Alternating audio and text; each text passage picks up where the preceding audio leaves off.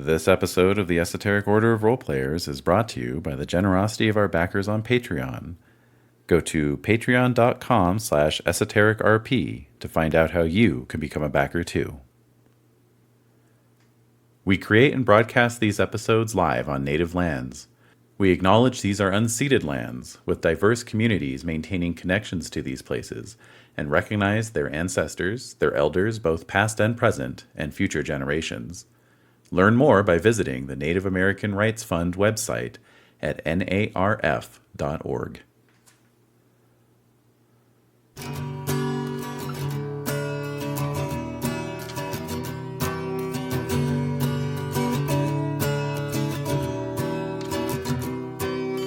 Corpses all hang headless and limp. Bodies with no surprises, and the blood drains down like devil's rain. We'll bathe tonight. I want your skull. The Esoteric Order of Roleplayers, in cooperation with the Dead Gamers Society, present Diary of a Madman, a Hunter the Vigil Chronicle, with David Larkins as the storyteller. Collect the heads of little girls and put them on my wall. Hack the heads of little girls and put them on my wall. Whoa. Whoa. Whoa. Whoa.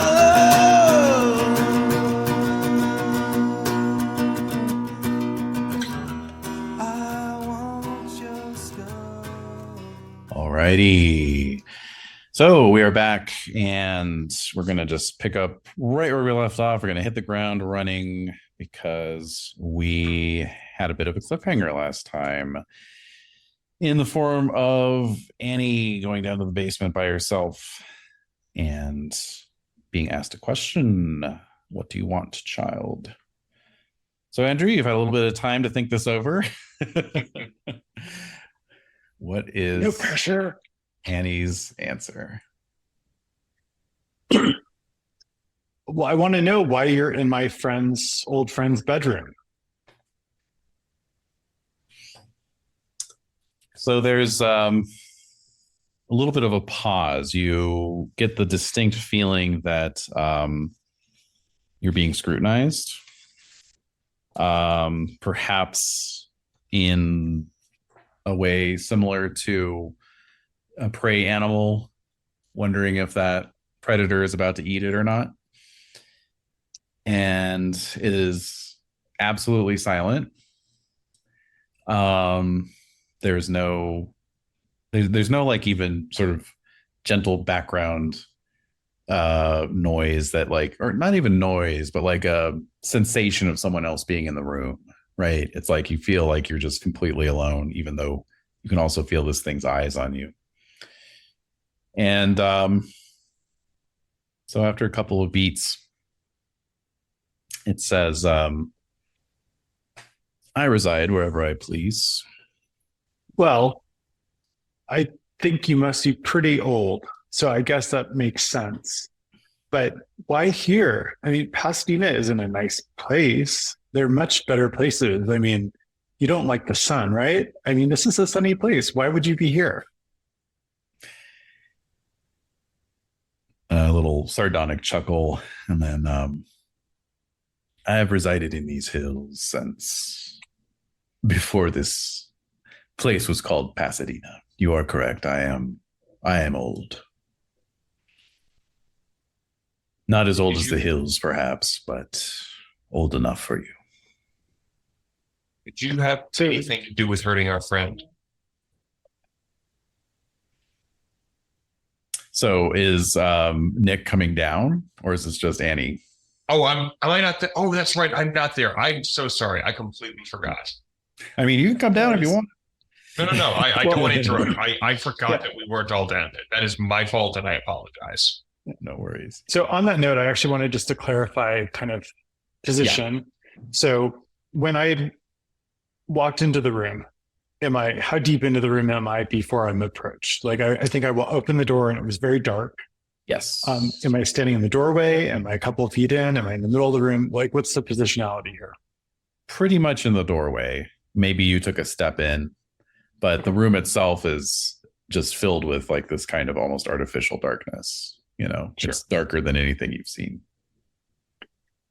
So what I would like to do, so Annie is terrified on a certain level, but Mhm. Annie is also desperate to prove herself to the others and to Beth. And she knows she's going to be in trouble for breaking one of the cardinal rules and being alone. But so she needs to pull this off in a way that's going to matter. So she, as she's stalling and trying to act very courageous and trying not to betray her fear, I think she comes upon an idea. And what Okay. she's going to do, she wants to make sure that the door can't close on her. Okay. So what she's going to do is, if she can, imagine it's a bedroom, so the door opens into the bedroom.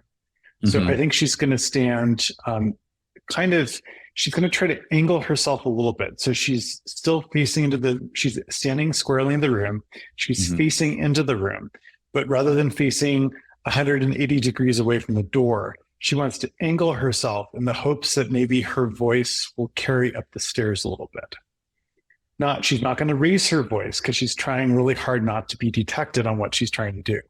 But she also knows eventually her friends are going to come looking for her. And she's hoping she's still alive when that happens. And so her goal is that they'll hear her talking to someone. And if she hears them, then she is going to try to throw some hidden messages into her thing about, being in her friend's room and, the fact that the windows are all closed and darkened in the hopes of trying to signal what's going on to her friends so they can take some sort of action. Okay, that sounds fine to me. I think that's reasonable, and I think everyone could just go ahead and make a wits plus composure roll to see if maybe you hear Annie's voice, sort of drifting up from downstairs. Whoa. Okay. Hell yeah, baby. Yeah. 4 successes. Wow. 1 success. 1 and 1. Okay. So all of you can hear Annie's voice echoing from somewhere in the house, but for Ari, it's very obvious that it's coming from the basement. And I think all of you were kind of spreading out into various parts of the ground floor, checking different rooms and so forth, while staying inside of each other. But you all have an approximate idea where the basement is. I think Ari definitely rolls his eyes a little bit because come on. You made the rules. Of course you're the first to break them. Isn't that how it always goes? You forgot the most important rule. That's the most important rule. Like far is the most important rule.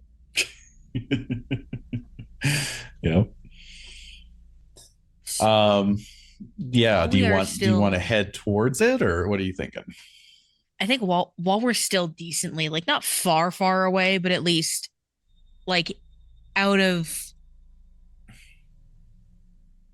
general earshot, I think there's a certain level of do we go in loud? Do we bang pots and pans? Do we want to try to sneak up and see the fuck is going on?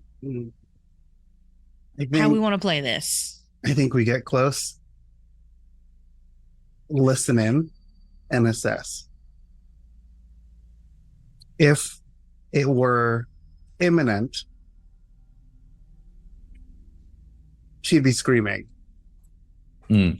Sounds like she's stalling and trying to call us closer. So I say we go, listen in, and get ready to bolt in if things escalate.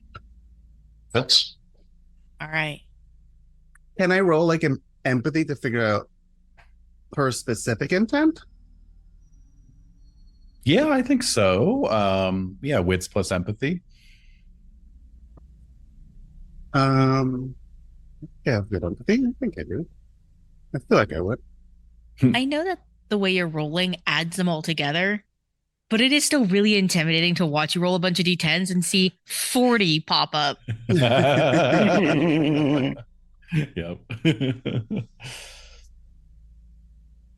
All right. 1 success. Yeah. So, it is pretty obvious that she's trying to stall while also signaling. Yeah. So Yeah. sorry, if Annie catches a sound of them coming down the hallway, then she'll be a little more. She'll start dropping deliberate clues because she has an idea of what she wants to communicate to them. But if she also doesn't hear them anytime soon, I think she's going to try working that in any way. For example, I think she's going to say to the vampire at this point, if you will. So I have so many more questions for you, and thank you for not eating me. I'm a fortune teller. Could I do a tarot reading for you? Oh, I like that. All right. Well, I think that's, you can decide your exact approach here. I mean, persuasion obviously is the one that sort of, is most obvious. And then if you're, trying to be manipulative or just using your presence, I don't know, depends on your angle. Yeah, manipulation plus persuasion, I think, would definitely make a lot of sense.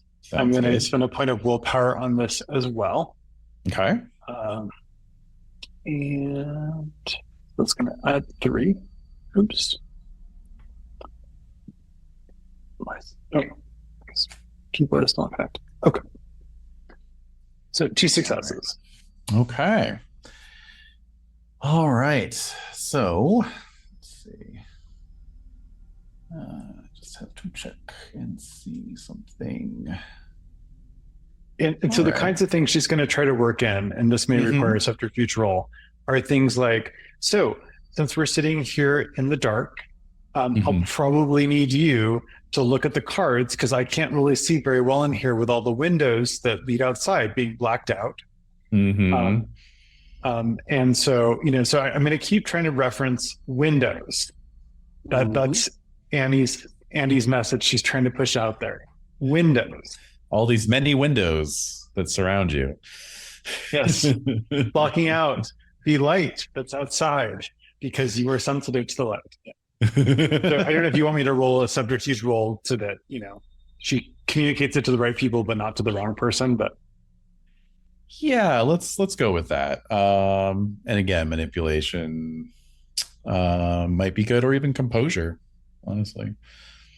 Sure. Manipulation composure is the same for me, but I'll do subterfuge. I'm going to spend another willpower on this. I'd also like to use my inspired condition in this case, because, hey, if I can pull off 3 successes on this roll, then that would be super cool. Okay, so let's see. Manipulation plus subterfuge. Okay, that's only one. Okay. Got excited because I saw the 3. Yeah. Too bad. Let me give him a roll here. Ooh, nice. Okay, good. All right. So you definitely communicate the Windows bit. Everyone else, you can hear that. Make of it what you will. Choose accordingly. The response from the darkness is there's like this little chuckle and remarkable, the similarities. Very well, child. It has been a while since anyone has cast my fortune. And again, like there's no sound, but then suddenly you're kind of aware that maybe this thing is like right at the edge of this sort of dark area. And then, much closer by, you hear him say, I'm ready when you are. Okay. Oh, yeah, I'll do that. And so I think at this point, I'm feeling a little bit like, I don't know if I'm getting out of this, but at this point, I've got nothing to lose. I just have to move forward. Yep. So I think we would use in this case, I'm going to pitch for the fortune telling resolve plus occult. Sounds good. Okay. And at this point, I'm just going to keep burning willpower. And I just got one back from the inspired anyway. So sure. it's going to be resolve plus the Colts or +3.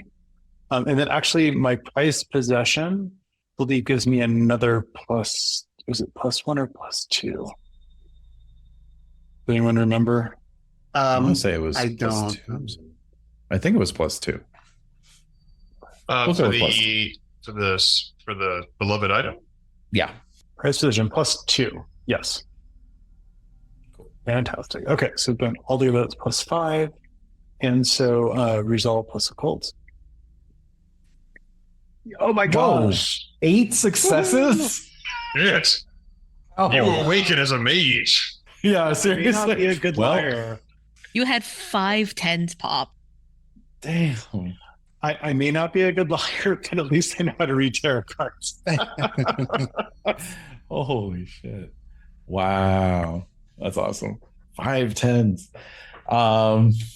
Okay. Yeah. Good grief. All right. Well, before we get into the reading, what's everyone else doing upstairs? You want to go back? No, you go ahead. Well, I was going to say, I'm going to signal, not single, signal. To everyone that I'm going to go around to the windows. Now, the question is, rule 1's already broken, correct?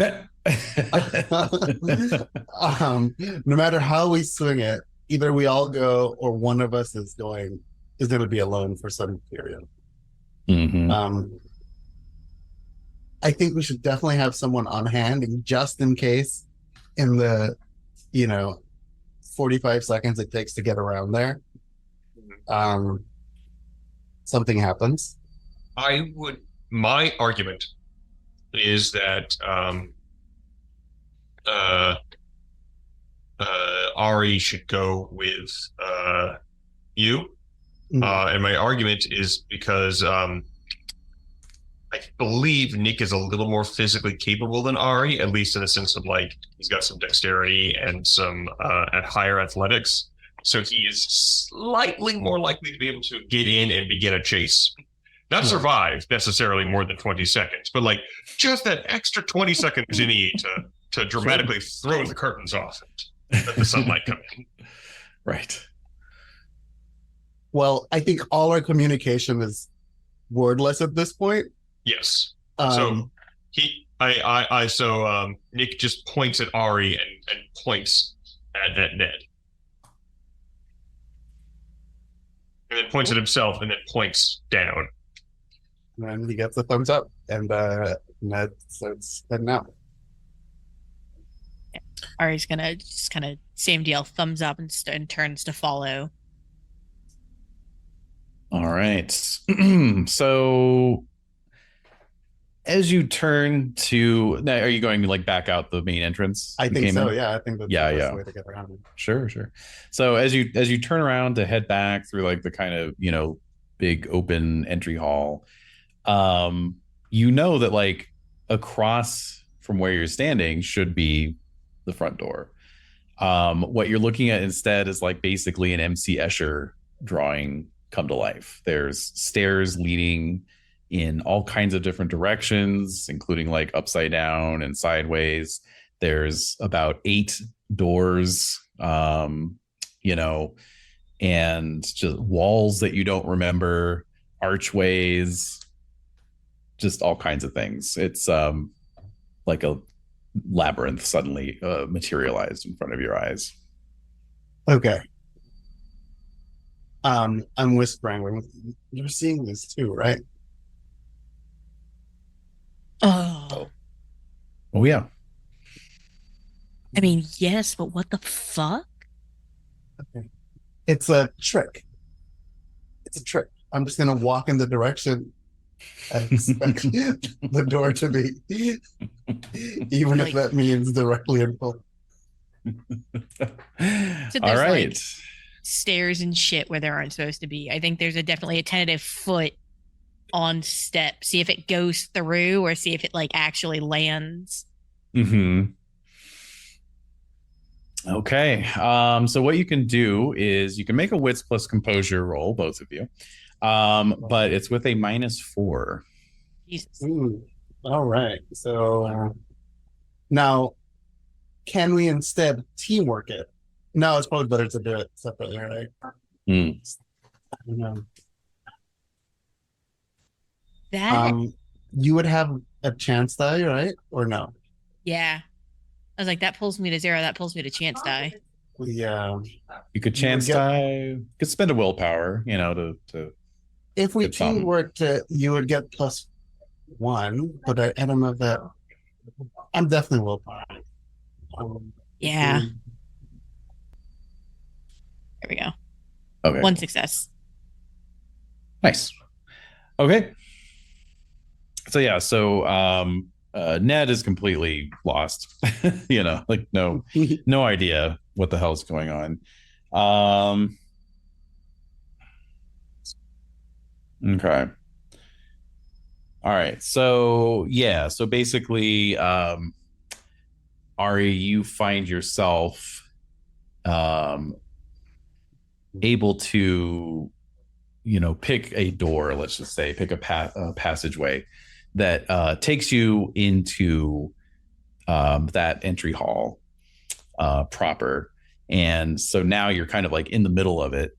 Whereas Ned, you find yourself just kind of like you thought you were making forward progress, and that like now you're suddenly back at the stairs, at the top of the stairs, So for Ari to then progress from the entry hall into the section where the front door is, will require another roll with the same penalty. I mean, does that essentially leave Ned behind? Like, do I turn around and he's just not there? Yeah, no. Fuck that noise. Fuck that noise. I'm gonna turn around and see if I can't find my buddy and then navigate forward from there, because like I'm not leaving him behind. That's bullshit. Okay. Also, this shit's scary. Yeah, I don't know if this would constitute a breaking point or not, since you're like kind of having a weird psychotic moment. I mean, like it might. I feel that there's a strong argument for that. Yeah. All right. Yeah. So I have a quick question. I think. Yes. Please correct my memory if I'm wrong. Were the other 3 doing adrenaline rush while I was? Because I feel like we separated out to do a separate sort of adrenaline rush thing. Mm-hmm. So did they Yes. succeed at that? I can't remember. We did, sadly. Okay. Sadly. I that's actually why I intentionally took my fail option, because I thought it'd be really interesting if we failed. But regretfully, we were good. We were too good at what we did do, and successfully adrenaline rushed. Okay, and so the benefits from adrenaline rush for ignoring win penalties, and I have +1 something, but I can't read my writing here. Let's see here. I just wasn't sure if this is relevant. I don't think I had succeeded in doing it. Yeah. We +1 resistance traits. Oh, to all resistance traits. Okay. Yeah, for resisting but not contesting actions. So that would be for resisting but not contesting. So it doesn't actually Correct. raise your traits. Okay. Correct. So in this case, would that have applied? So it wasn't for contesting. So Aliou and Nico would not have applied it to that role. Okay. No, unfortunately not. No. Bummer. Yeah. Okay. Okay. Well, while we're getting some breaking point rules, let's flash down to the basement again. So, what cards did Annie draw for our basement friend? Excellent question. I should have been thinking about that. So I think the first card is the quit blanking. I should have my deck in front of me. Let's say the 7 of Wands, and it's a scene of conflict where there are several people facing down against a dragon. Mm-hmm. And Annie, it's dark, and I don't know if Annie actually can see the cards from the light coming from the side, or if it's truly that dark, and she really does need him to tell her. So she says, "Okay, well, what's the first card show?" So it is you are in kind of the penumbra of the darkness, right? And so it's pretty dim, but you see a hand emerge from the dark, and it's like at that point it's like the darkness almost looks like squid ink. It's kind of like flows a little bit and sticks a little bit to the hand as it comes out, and it touches the card, and so it's like this, maybe like for Annie, like you would think it's like it looks like a hand of glory, right? It's like preserved corpse hand, mummified, it's like semi mummified, very gray, ashen. The nails have sort of grown out a bit. They're not like claws, but they're just like grown out, and sort of incongruously at the wrist, there's the cuff of like a sweatshirt, so, and it just taps the card, and he says, 7 of Wands. Well, I think in this case, and because I rolled so well, I think that Annie is sort of actually almost like not filtered at this point. Like she's in the zone, and she's saying what she sees, even though it's not in her favor. And she says, there are several people who are near the dragon here, and there are several people here who are facing you in your den.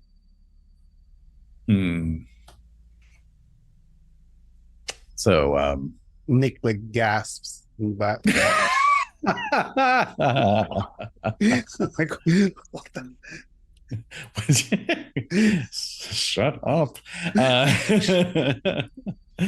So again, the sardonic chuckle, and it says, are you sure about that?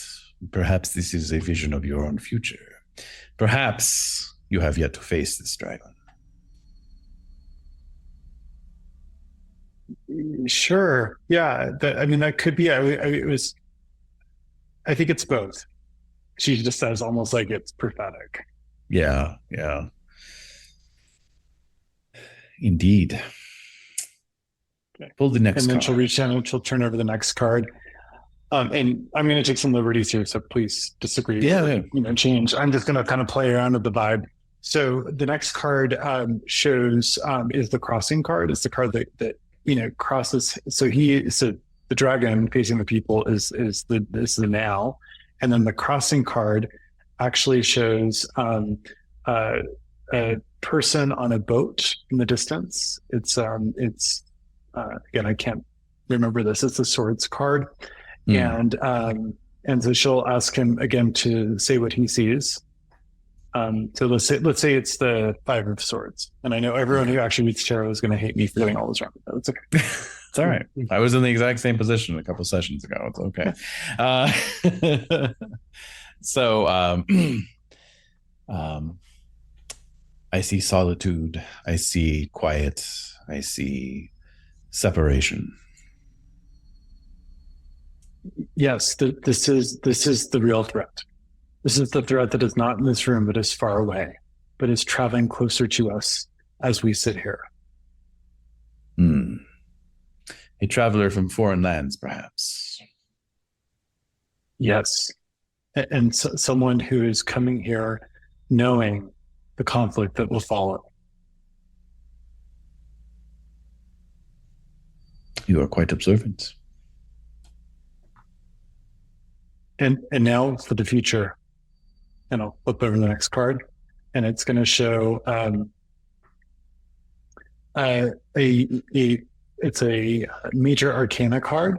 It is a card that shows the sun, which is a very provocative pull. So what card is it? This is the end. This is the light that brings destruction, but also cleanses. Yes, this is the danger that comes. It represents not what we face at the moment, but it is indeed the end. But it is not an end that comes with kindness. It is an end that comes with force.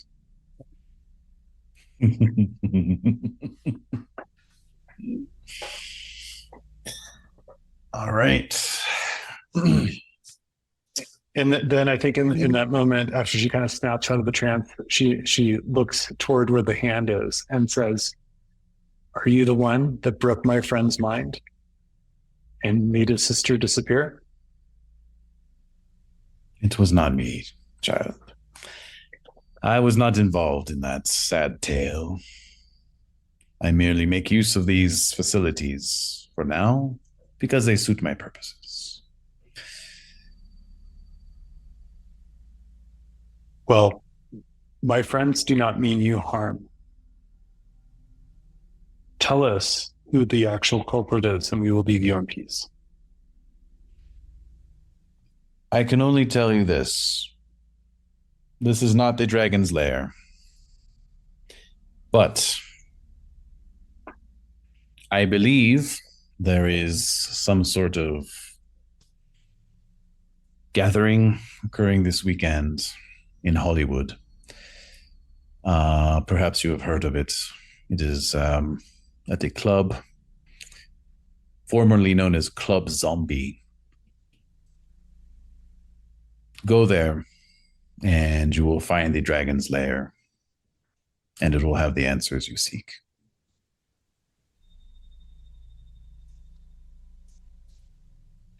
Thank you. All right. We will leave you now. How did we do on our breaking point rolls? I succeeded. Also Okay. succeeded, which means that we both have a list of conditions we get to pick from because we didn't Indeed. exceptionally succeed. Yep, and So Nick. I'm sorry. I'm Nick. Not Matt.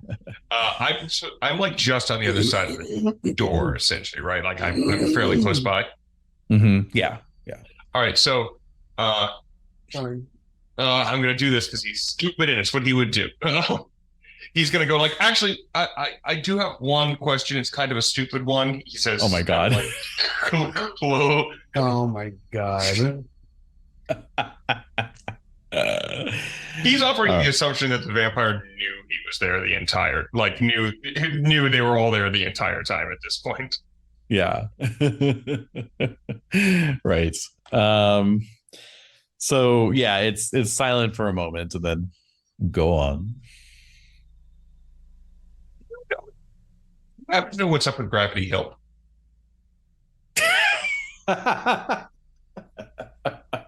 Look, I figured. There are some mysteries that are beyond even me. Worth a shot. Thank you. He's quietly like Homer Simpson's his way. Yeah. Back up. So I don't know when you want to bring this in, but Annie did not succeed on her breaking point.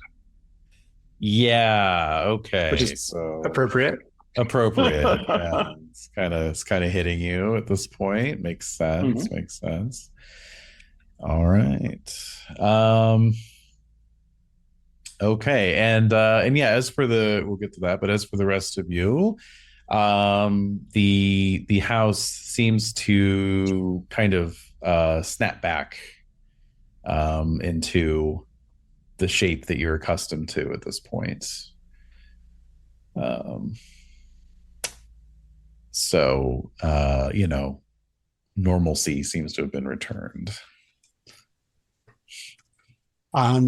I look over at Nico and immediately point to the door and bolt for it. Zero hesitation, zero like you point and it's not even waiting for you to break. It's like, yep, we're going.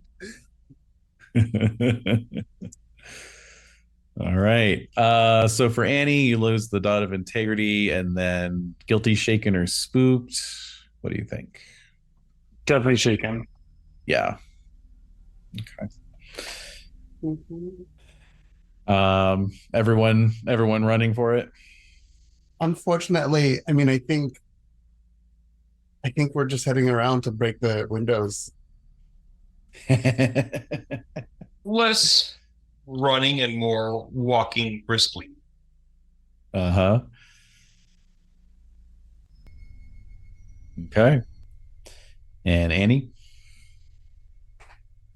So I don't know what the timeline is in terms of when I get back into touch with them.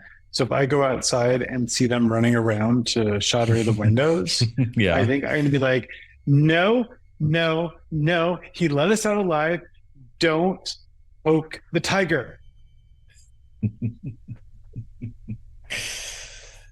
All right. I'll say, yeah, you're kind of right on their heels. So what do the rest of you think about that? So we hear that just as we're bolting for the door, or just as we get out, basically. As you're heading out, yeah. Probably when I see you starting to head around the house and not down the driveway. Right. Right. I'll peek back in.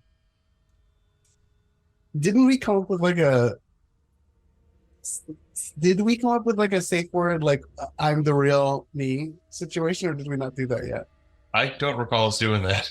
I mean, that would be a great idea in retrospect. Our net catalogs, I think, makes a note in his mind as he looks at Annie.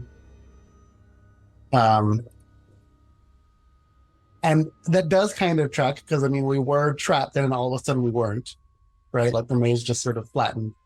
Mm-hmm. So saying that he let us go. So I'll say, is he still down there? Well, yeah. I mean, where else would he have gone? What's my name? Ned, I don't have time for this. Can we just go home? It's a pretty good Annie impression. What's the fourth rule? Well, clearly I'm over caffeinated because Annie gets all the coffee. Can we go, please? It's our. I'm about to lose my mind. Okay. All right. So I have the spooks condition from last time, Mm-hmm. which makes me want to see the vampire, I think. Mm-hmm. That's fine. So I'll wait till everyone's out and we say, wait, I forgot something. Nick is going to grab you by the shirt and say, no, you, whatever it is, it's not worth it. It's going to literally physically drag you away if you try to resist him. He won't fight you. Tell me you got a picture or something. I thought the whole thing with vampires is you can't get pictures of them. Like, isn't that one of their things? That's mirrors. Uh, And there was no picture. There was just a horrifying evil darkness. I mean, Let's just go. Let's just go. yeah, All right. nothing holding you back.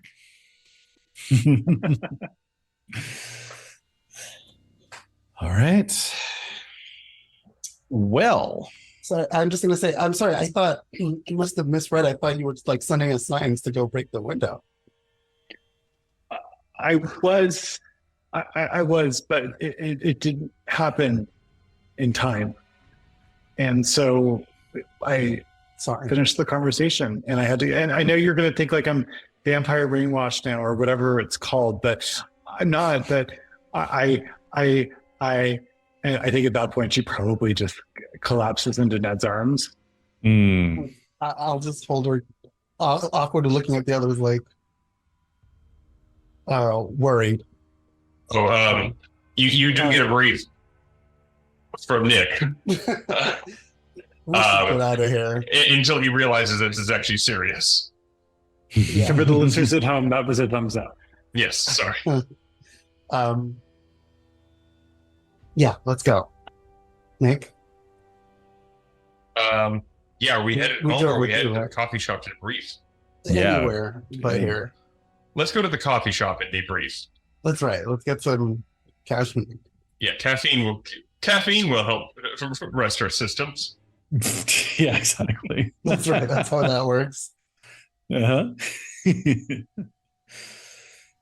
All right. So to the E bar it is then as the sun begins to set. I'll and, sit in the back seat for the first time. I've always called shotgun, but I'll sit with Annie. Oh man. That's how you know it's serious. That's how you know. Yeah. All right. Um, all right. So yeah, I mean, cut to the interior of this cozy 90s style coffee house, and Counting Crows are on in the background, and it's like this just completely different vibe to where you just were. So yeah. How y'all feeling? First of all, I'm having an immense psychic flashback for about Counting Crows. But now that I am over that, the psychic damage of being reminded. I need to make a integrity roll. I'm sorry. That's right. How old I am. Oh.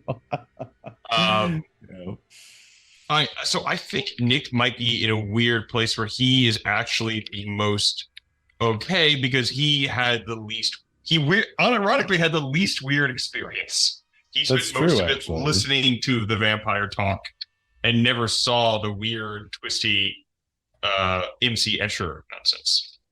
True. But unfortunately, he is by far and away the least well equipped to be the person to calm everybody down. So he's definitely going to get some coffee and everybody, and he's going to be like, so we all okay? I think y'all saw some weird stuff, and I'm not going to pretend I'm not kind of jealous, but sounds like we got a clue. Y'all good? Yeah, listen, we're good. Everyone's good.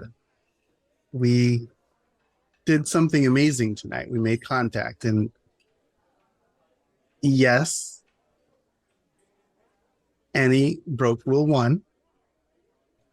We're not going to do that again, but she also thought really good on her feet, got ahead of it, and got us all out safe. So, Annie, we really owe you. I think at this point I would probably break into tears a little bit because I'm just staring at into my mocha and stirring it. And as he says all that, I think I kind of lose it for a moment, but then I try to pull myself back together. Is that I thought I was going to die, and I just kept talking, and I think I knew it wasn't him. I think I knew it wasn't. He didn't want to kill me, but I know it's. I don't think it's him. And I know maybe he brainwashed me. I don't know, but I don't think it's him. I think it's this other person. I just think I believe him. I overheard a lot of it, Annie. I agree with you. I think we amused him.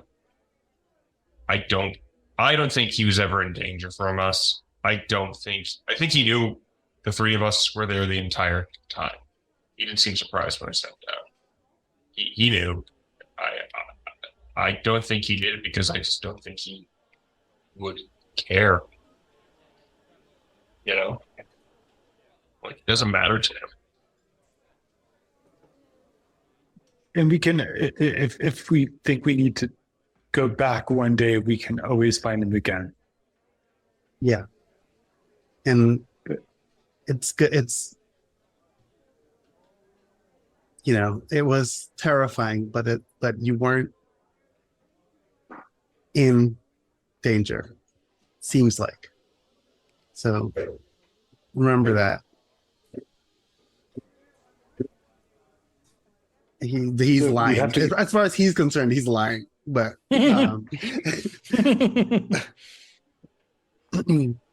so while we were trying to get around, the entire building changed. It became like a maze, like a labyrinth. And like there were stairs on the ceiling. It was madness.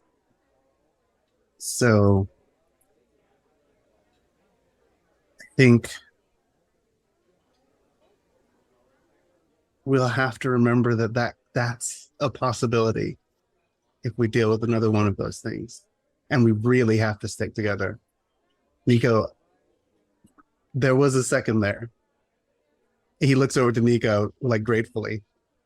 where I thought I was lost forever. Because Nico came back for me, right? Yeah. I'm sorry, I keep saying Nico and I should be saying Ari. Um, um, have you shared about the LA party thing yet? No, you haven't. Yeah. So I think leading off, I'll get to that in a second, but I think leading off of what you said, I think Annie's guilt kicks in because she still has the guilty aspiration. She says, I'm really sorry I went off on my own. I couldn't do I just needed to get some space. And I didn't actually think he would be there. I didn't. I just thought there might be creepy clues. And I'm just so sorry. I could have died. I could have ruined everything. I'm so sorry. It's all right. It's okay. I mean, you're okay. And from now on, no matter what, we stick to rule 1. Agreed, everyone? Agreed. Yeah. Agreed.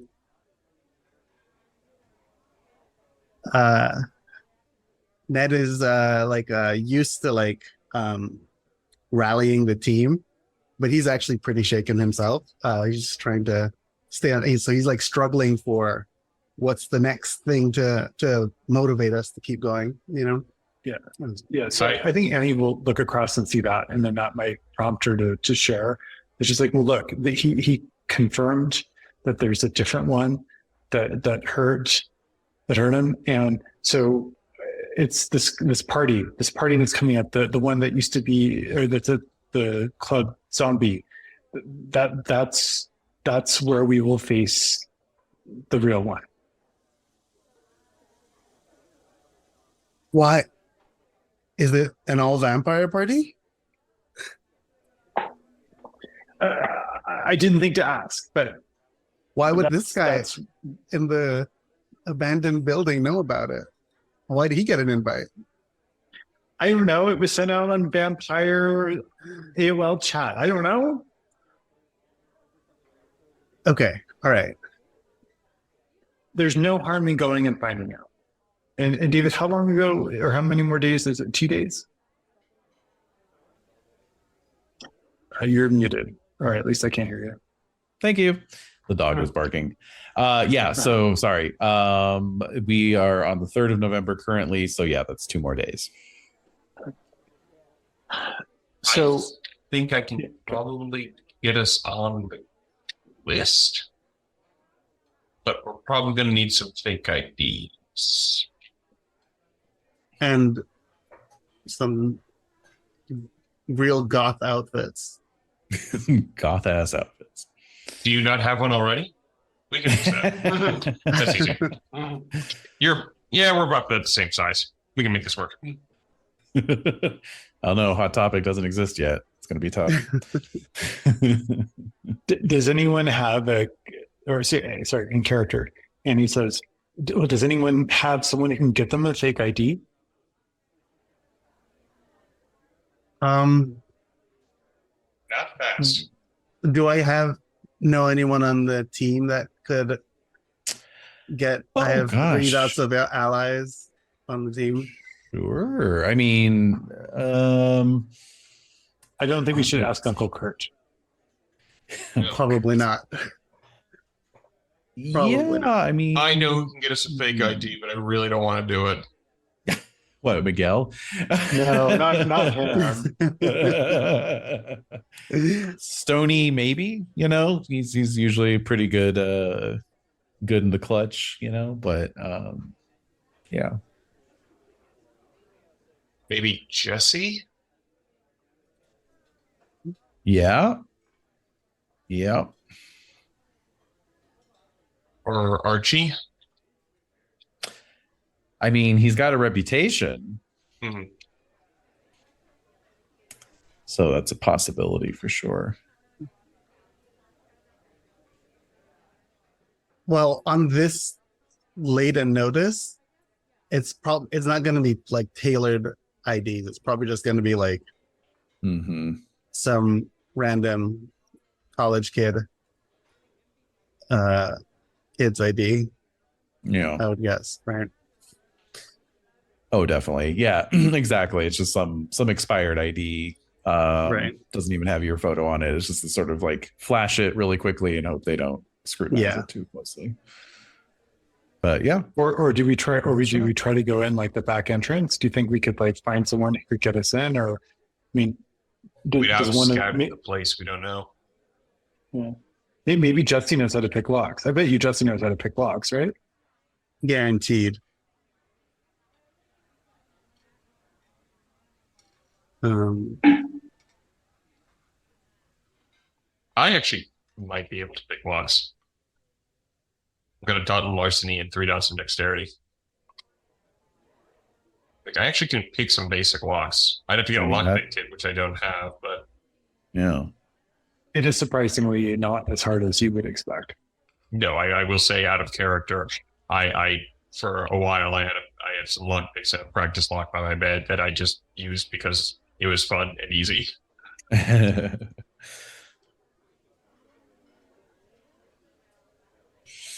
Yeah, you always try that. Might be easier.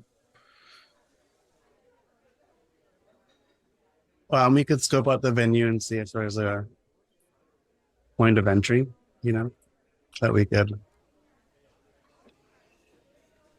use. Got a lot of ideas here. So how about this? Tomorrow morning, we'll try to ask around to see if anyone, Jesse, Archie, maybe Miguel. I'll ask Stony, see if anyone can get us fake IDs. And if we're out of luck by afternoon, by evening, then we shift to plan B, which is I sort of slap Nick on the shoulder. Your lock picking skills, right? Yeah, we just got to give me some lockpicks. I don't own any. Oh, right. Okay. Cool. I played around with them, but I don't own some. Okay. Yeah, sure. Of course. All right. Let's hope plan A works out. All right. Yeah, you got like it's gonna be Friday, so you basically have the one day to make it work. Okay. So who is gonna be at the next day of school? Right. And who's gonna be the first to be approached, who's doing the approaching, etc. Well, I'll definitely ask Stony first just because I'm good with him. Yeah. Okay. And I think that can be, resolved by a roll, and I'll set a number of successes you have to get.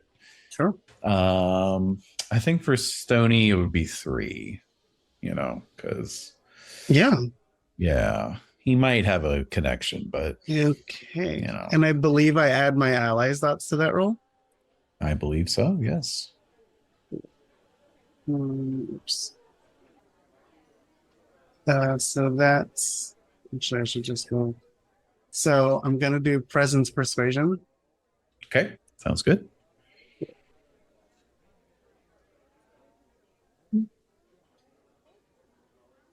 And I will, let's say willpower, because you said 3. All right. There's a burn-in willpower here. Yeah. Hey. There we go. 3. Nice. So Stoney's always good for it, right? And Yeah. he's just like, yeah, man, piece of cake. I mean, they're not gonna be great, but my brother knows a guy, and yeah, I can get it to you like probably tomorrow morning. Perfect, man. You really came in clutch. I appreciate it. Hey, what are teammates for? I owe you one. Yeah, you do. And I will hurriedly head over to the others. Really, a real come strolling over, guys, don't worry about that issue. I got it solved. Oh crap! I actually have to work tonight. Damn it. Fine. Well, good. Then we need to take you out shopping and buy you some proper golf clothes then tonight, Ned. Yeah, you guys do that. I'll be busy. Yeah. Yeah. That's not usually my style, but I'm sure I can pull it off. You're gonna look great, buddy. I promise you. It's gonna do wonders for your butt. Okay.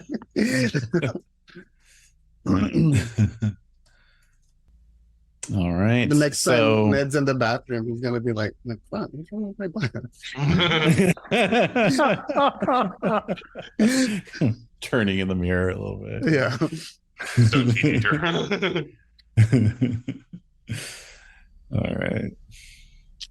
All right. Well, shopping montage. Actually, I do want to do one thing before we leave school. Totally. Yeah. I would like to try and steal a baseball bat. Oh, shit. Okay. Sounds good. So, let's see. So, I mean, you're on the team, so to speak. Not unusual for you to be seen down around the equipment shed and so forth. By the way, can I get a willpower back for my impulsive jump out to ask the vampire a question? Oh yeah. Oh my God. Yes. Absolutely. Yeah. So let's just kind of leave it up to your larcenous abilities here, and I'm going to say all you need is a success, honestly, because nobody's really paying attention. Yeah, exactly. All right, so that's if I do dex plus larceny, that's 4. Run out willpower over this. No. Leave it alone. Put my fate into the dice's hands. Okay. No, I do not get a baseball bat. Damn it. They locked him up. A bitch. Yeah. Oh, well. So, yeah. So those of you who need it, you do your shopping montage at the mall, and get your suitably goth gear as best you can, at least, at the very least you get your some black pants and black t-shirts, if nothing else. And get equipped up as best you can, I guess. Well, so on that note, is there any equipment that we want to assemble, either for dealing with a vampire or otherwise? We could, build equipment using the rules by doing a shopping montage. Absolutely. I think we already have some stakes, right? Mm-hmm. I think we had 8 stakes, if I recall correctly. I thought it was enough for 2 each. So when we get Ned some black jeans, we're going to make sure that they're baggy because, first of all, that's totally the style and probably what Ned would feel more comfortable with, particularly after the butt comment. And one of the advantages of baggy pants is it's easy to conceal things. True. Including your butt.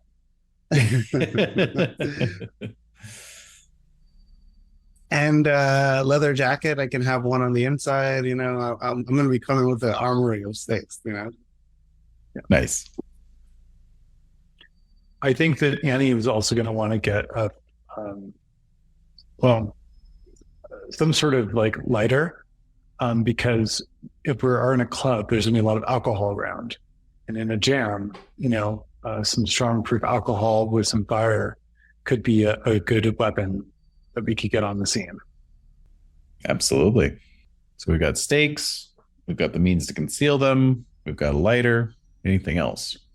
I mean, I'm hacking the website, hacking the place to get our names on the list, so I'm not there, I'm afraid. Okay. No worries. Any other shopping ideas, anyone? Objects that we want to, navigate some of the challenge, like getting to the club. Do we want sunglasses? Do we think that like eye contact is bad? Do we want sunglasses? We could all get sunglasses. That could, We also sunglasses are good. They help obscure our age a little bit. Mhm. Yeah, all the guys will not shave tomorrow because that'll make them look super adult. The slightest wisps of hair on their lips. Mhm. It's totally there, we promise.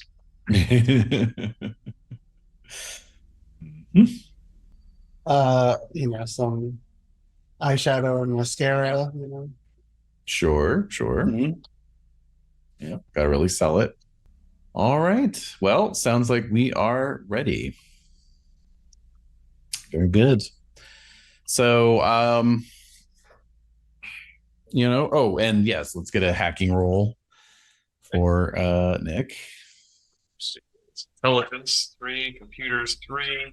He's using his prized possession, which is a +2. Mhm. Custom built PC rig.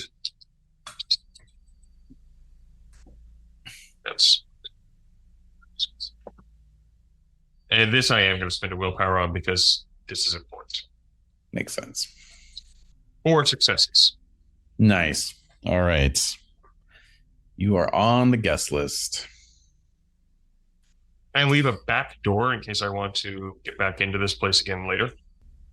In terms of knowing whether there's a back door there or not.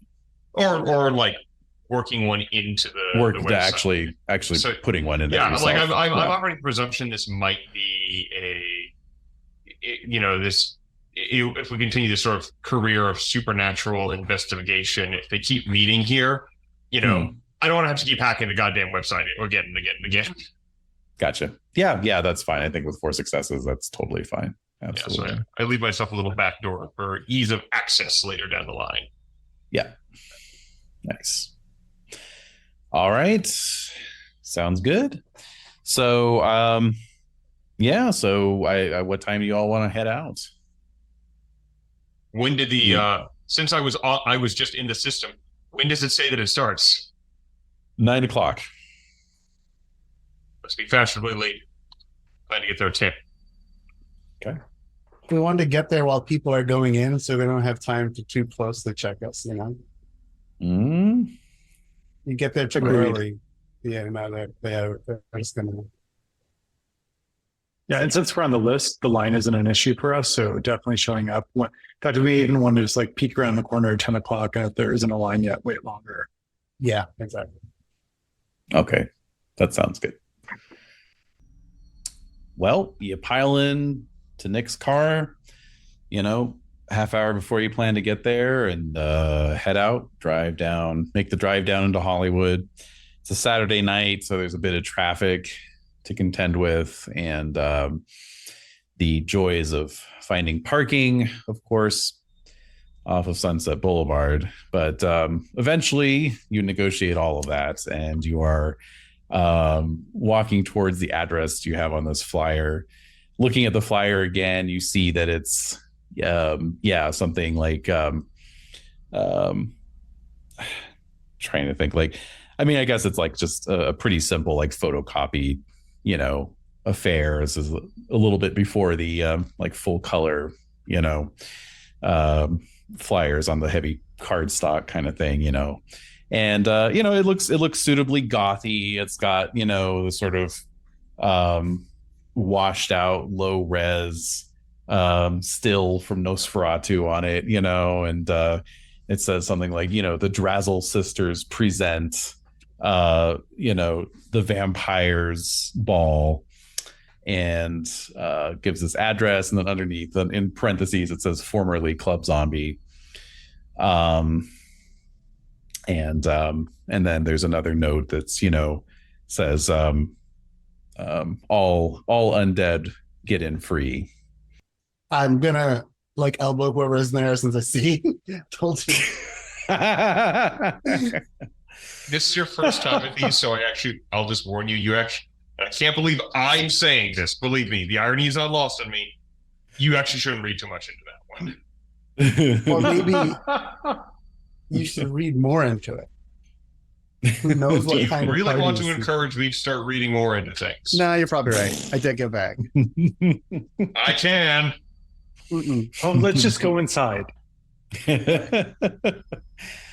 So you can kind of hear the music coming through the walls, and there's like this old neon sign above the door that you can read said Club Zombie at one time. It's not lit up at the moment, but yeah, there's the velvet rope, and there's a guy checking IDs and checking the guest list as people are queuing up, so you can definitely attempt to make your way in.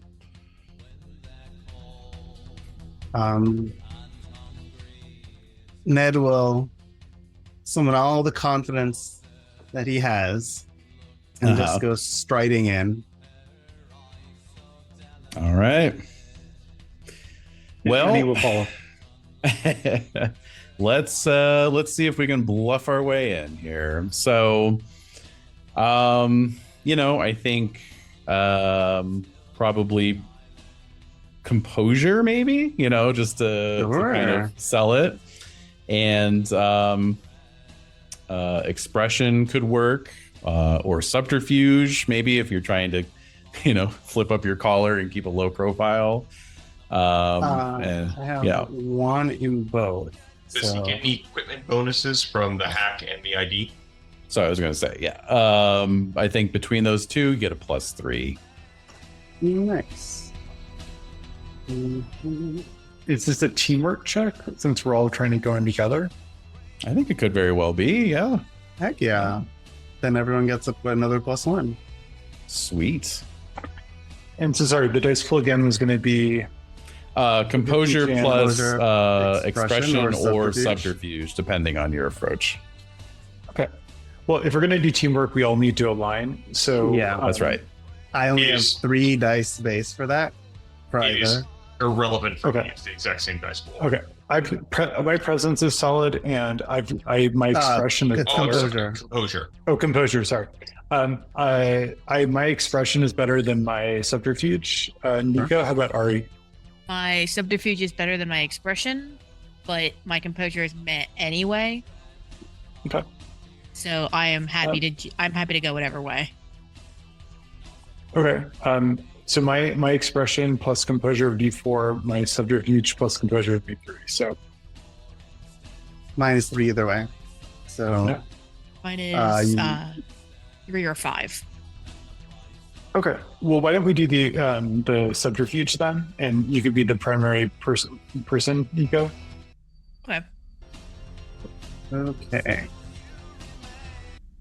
Okay. So then we're all getting a +1 on this roll, and so it's going to be composure Well, plus. you're getting a subterfuge. +4. Yeah. Oh, we all got Oh, a wait, no. willpower back from an. Sorry. Yeah, we don't. No, it would be +4 because we have +3 from the Yeah, other. that's right, because you have the equipment bonus. Yeah. The other thing is we all got another willpower back overnight because we got a full night's rest, right? That's right. Good point. Yep. Beautiful. Okay, so I'll spend a willpower on this. I want to make sure we get in because otherwise this ain't gonna happen. Wait, real quick. Yeah. Do all of us get the equipment bonus or just Ned? No, I all of think you, it would be you all got, yeah. So Stony hooked you up. He got an ID for each one of you. Great. Okay. And then we all have at least semi-passable clothing together. Okay, cool. Yes. All right, I got 5 successes. Wow. Wow. Okay. Nothing So- from so- me. This is Sorry, you want to wait and roll in, or you're going to get more dice from us. oh right, because I'm primary. Because you're primary. Nothing But from I think me. we've already exceptional. So Yeah. And nothing from Nick. Okay. Okay. So now, yeah.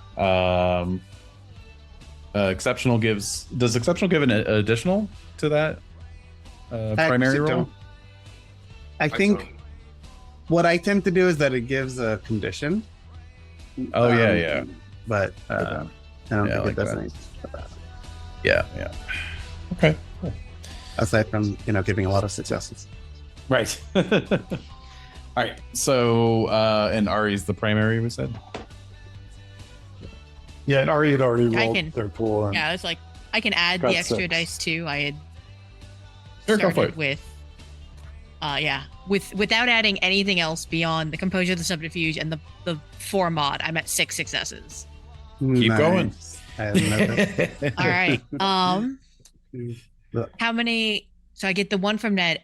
Did we decide to get extra dice for the exceptional or no? Yeah, let's do 2 for the exceptional. 8 total successes. I looked at the thing earlier. Feel a little Good bit better Lord. about how they formulated this. So 8 Yeah. successes. Okay. Well, that is a success and a half, I would say. So, yeah, it's like you really had nothing to worry about at all. You get waved through, and almost as if they were expecting you, almost as if they wanted you there. They barely even glance at your IDs, and in you go. And so, in classic kind of, industrial 90s club kind of style, you walk in and there's, you're kind of on this like gantry catwalk kind of situation looking down, and there's this big dance floor down in the, recessed area. You can see there's a bar, and the whole situation just looks really funky. There's dust everywhere, and there's like cobwebs gathered around, and these are not props, right? This place was abandoned up until like today. It's just really funky. So, but the place is packed. There's several dozen people on the dance floor. And you can see there's like a little like raised area, kind of a stage, I guess, and a couple of very sort of gothed out women with like, clown white faces with heavy makeup, and these just really elaborate kind of leather and PVC gowns that were just like this kind of next level kind of vampire chic, with high blood red collars, black bodices, and their nails are like 6 inches long, and they're just sort of holding court, each sitting on a large throne like chair. Presumably these are the eponymous Drazzle sisters, the sponsors of the rave, and they're just kind of taking it all in as the revelers revel. You can't help but feel a little out of place, in spite of your clever costumes. You're definitely getting some looks. Everyone in here seems like they're at least 5 years older than you. Whether that's true or not, they just have that feel about them. So, yeah. Over 500. Ooh. 305. Yep. So that's the scene. What do y'all do? What are we looking for? Did we discuss that? I'm going vamp hunting, so I'm looking for signs of the undead among the people here, which is, I think, going to be a tall order. Kind of everywhere, yeah. Yeah. Bumping into people to see if they have any body heat. Yep.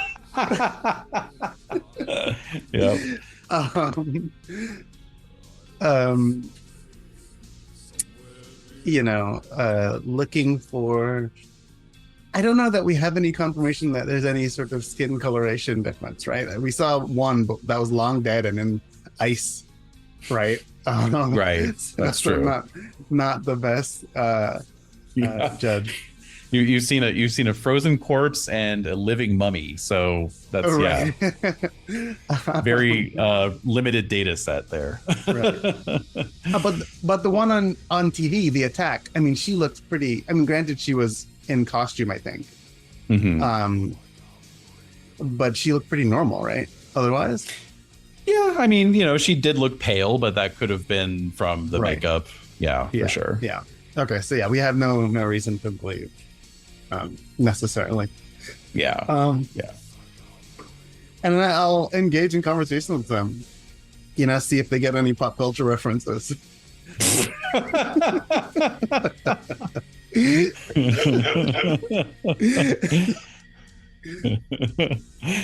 Yeah. It was like really forced, awkward conversations, like, the Nye Mets are my favorite baseball squadron, Exactly. Okay, sure thing. So Ned's gonna be circulating. How about the rest of you?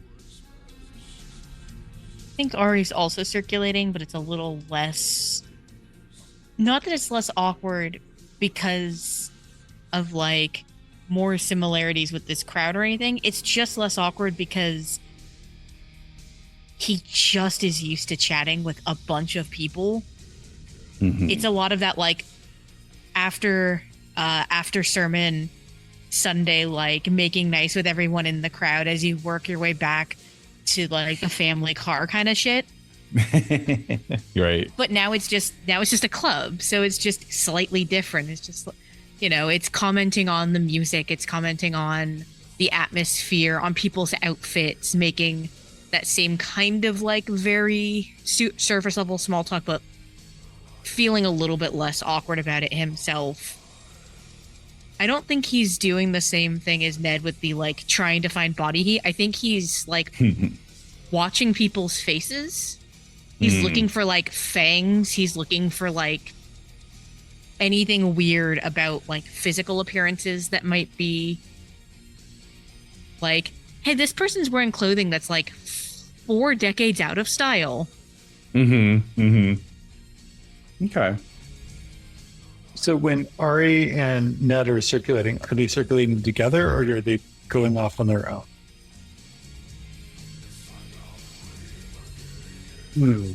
I don't know if you have super strong thoughts. My thought is even if they're not together, they're at least close-ish. Yeah, that's what I figured. Like hovering in the same general area, but not necessarily talking to the same people at once.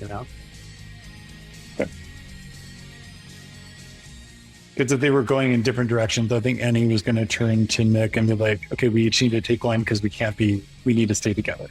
But if you two are generally hovering together, I think once you two head off, Annie kind of looks over with a kind of question on her face at Nick, like, what do we do? Nick points out, and they're going to go on that gantry David mentioned earlier and kind of play Overwatch. Get up high so that's actually bird's eye view. Yeah, I think Annie, since Ari and Ned are together, I think Annie will go along with Nick unless Nick for Tess. I think Annie is focused on looking for one thing, and that's for that woman who she saw in the ice in the locker in the morgue. I think she's decided that it is this person who's coming back, or someone who is a lot, or that's a double, someone who looks very similar. So Annie is just looking for that woman across the dark club. Okay. All right. Well, let's start with the social butterflies, as we may call them. And well, I mean, it's obviously a socialize role, but it depends on whether you're feeling like you're carousing or whether you're trying to fit in and seem like one of the goths. Carousing would be manipulation, fitting in would be wits. Well, my manipulation is 1. My wits is 3. Okay. So fitting in sounds like a better option. yeah. Okay. I think I'm also going the fitting in route. Yeah, I think I'm also going the fitting in route. They're about even, but I feel like that's just what Ari would do more. Yeah. Would try to actually sneak in, not sneak in, would actually try to like be at ease with, as opposed to like manipulating his way into these conversations. Mm-hmm. Mm-hmm. Yeah, I'm going to say that after, the sort of icy or uncomfortable reactions from his first few attempts, Ned's going to kind of slow his roll a little bit and change tactics a little bit, and just hang out, and try to get a few people at a time to chat with and kind of mine for information. Okay. Sounds good. All right. Was that wits socialize? Wits plus socialize, yeah. That should be good. Worth spending. Yeah, I think it Oh, is. why Spend a the willpower. composure? All right. 1 success for Ari.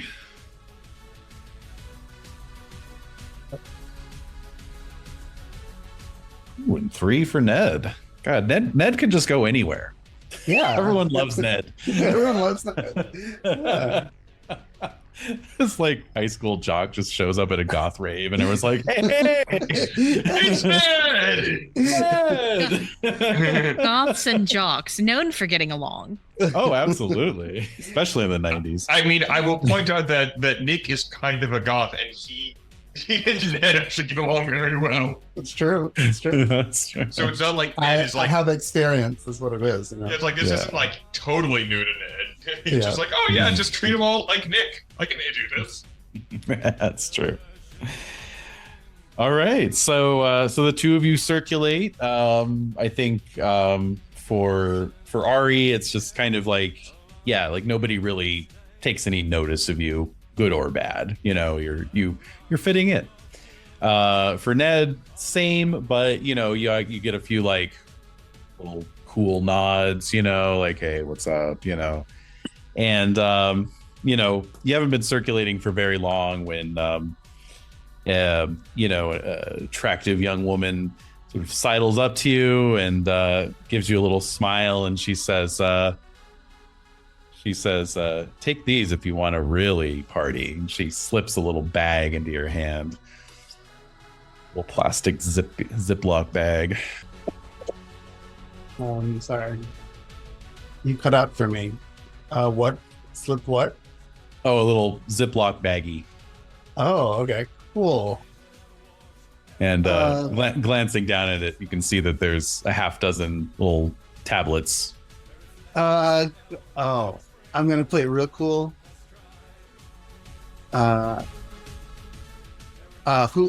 Who gave it to me? Just some like random goth girl Random? who came sidling up Alright. to you. Yeah. Let's give her like a nod, like, and then look around to make sure I know where everyone is. Mm-hmm. And I'll ask, hey, what's your name? They call me Raven. Oh, interesting. They call me Blackbird.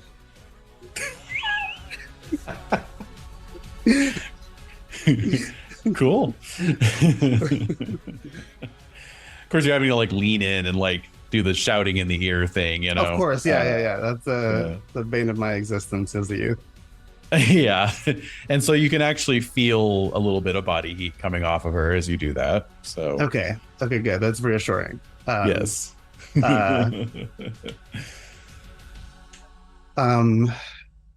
So, what's how do you ask this without sounding super suspicious? So anyone here fear the day?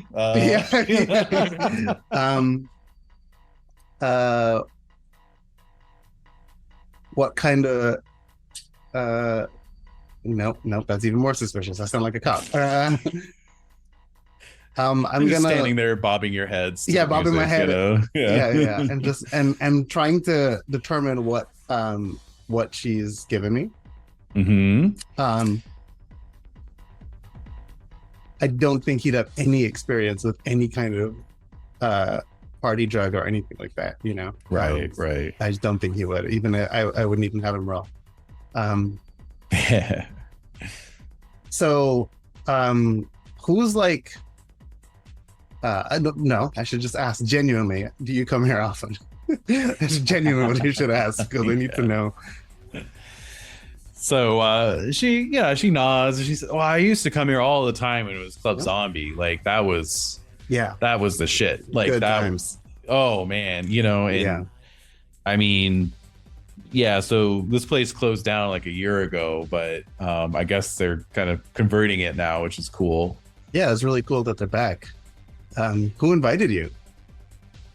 You know, I got this invite from a friend, you know, like just one of my friends, like he's actually over there, and yeah, we used to come here a lot, but I don't know, I didn't think to ask, but yeah, I know it's okay, you know, like I mean, it's not quite the same vibe, you know, because like the bar is closed and like the sepulcher room is closed down, like they put fucking boards over the door, I think, I don't know. Oh, yeah, that's messed up. That the sepulcher room is not open. That's half the reason I came.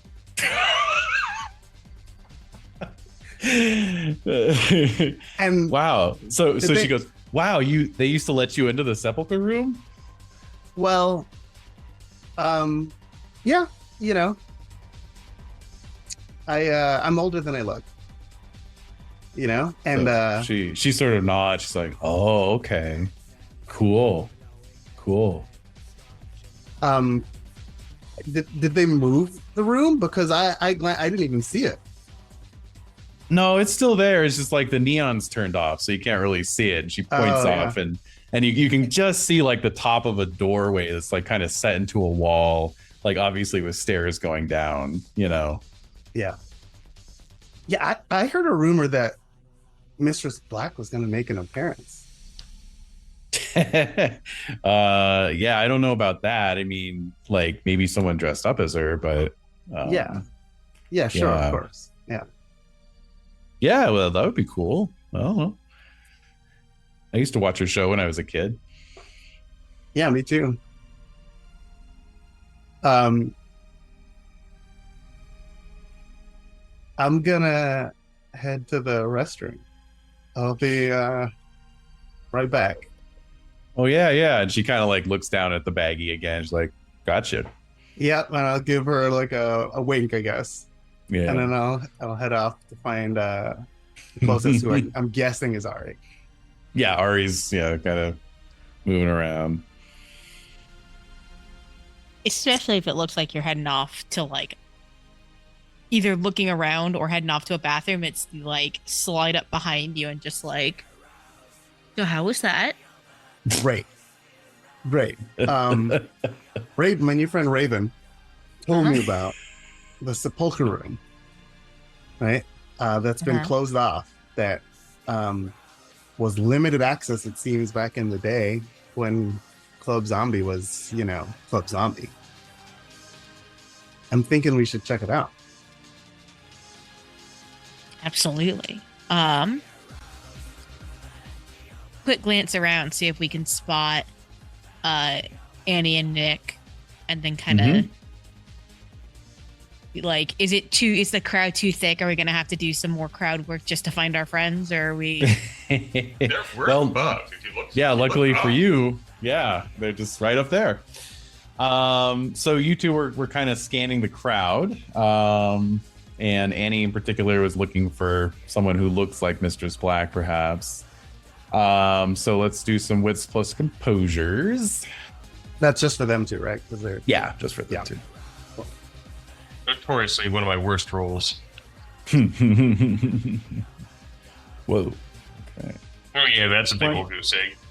Right. One success. One success for Annie. So obviously there's a lot of people in the crowd who kind of look like Mistress Black, you don't see anyone who really looks like her, like who really matches that description. I'll say that yeah, you also kind of notice there's seems to be this other part of the club that was closed off. It's like I say, a sort of half subterranean doorway, stairs leading down. You can see the dead neon was originally shaped like a coffin outline, and it's just like nobody's really going near there for whatever reason. And just a note, did we know how long ago the club closed? Well, Raven told Ned about a year ago.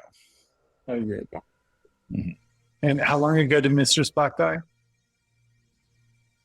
4 years ago. Just wanted to check. All right. So you then also see Ned and Ari looking up at you from the dance floor. And I'll motion for. Oh, you guys can't see me. I don't have my camera on. I'll motion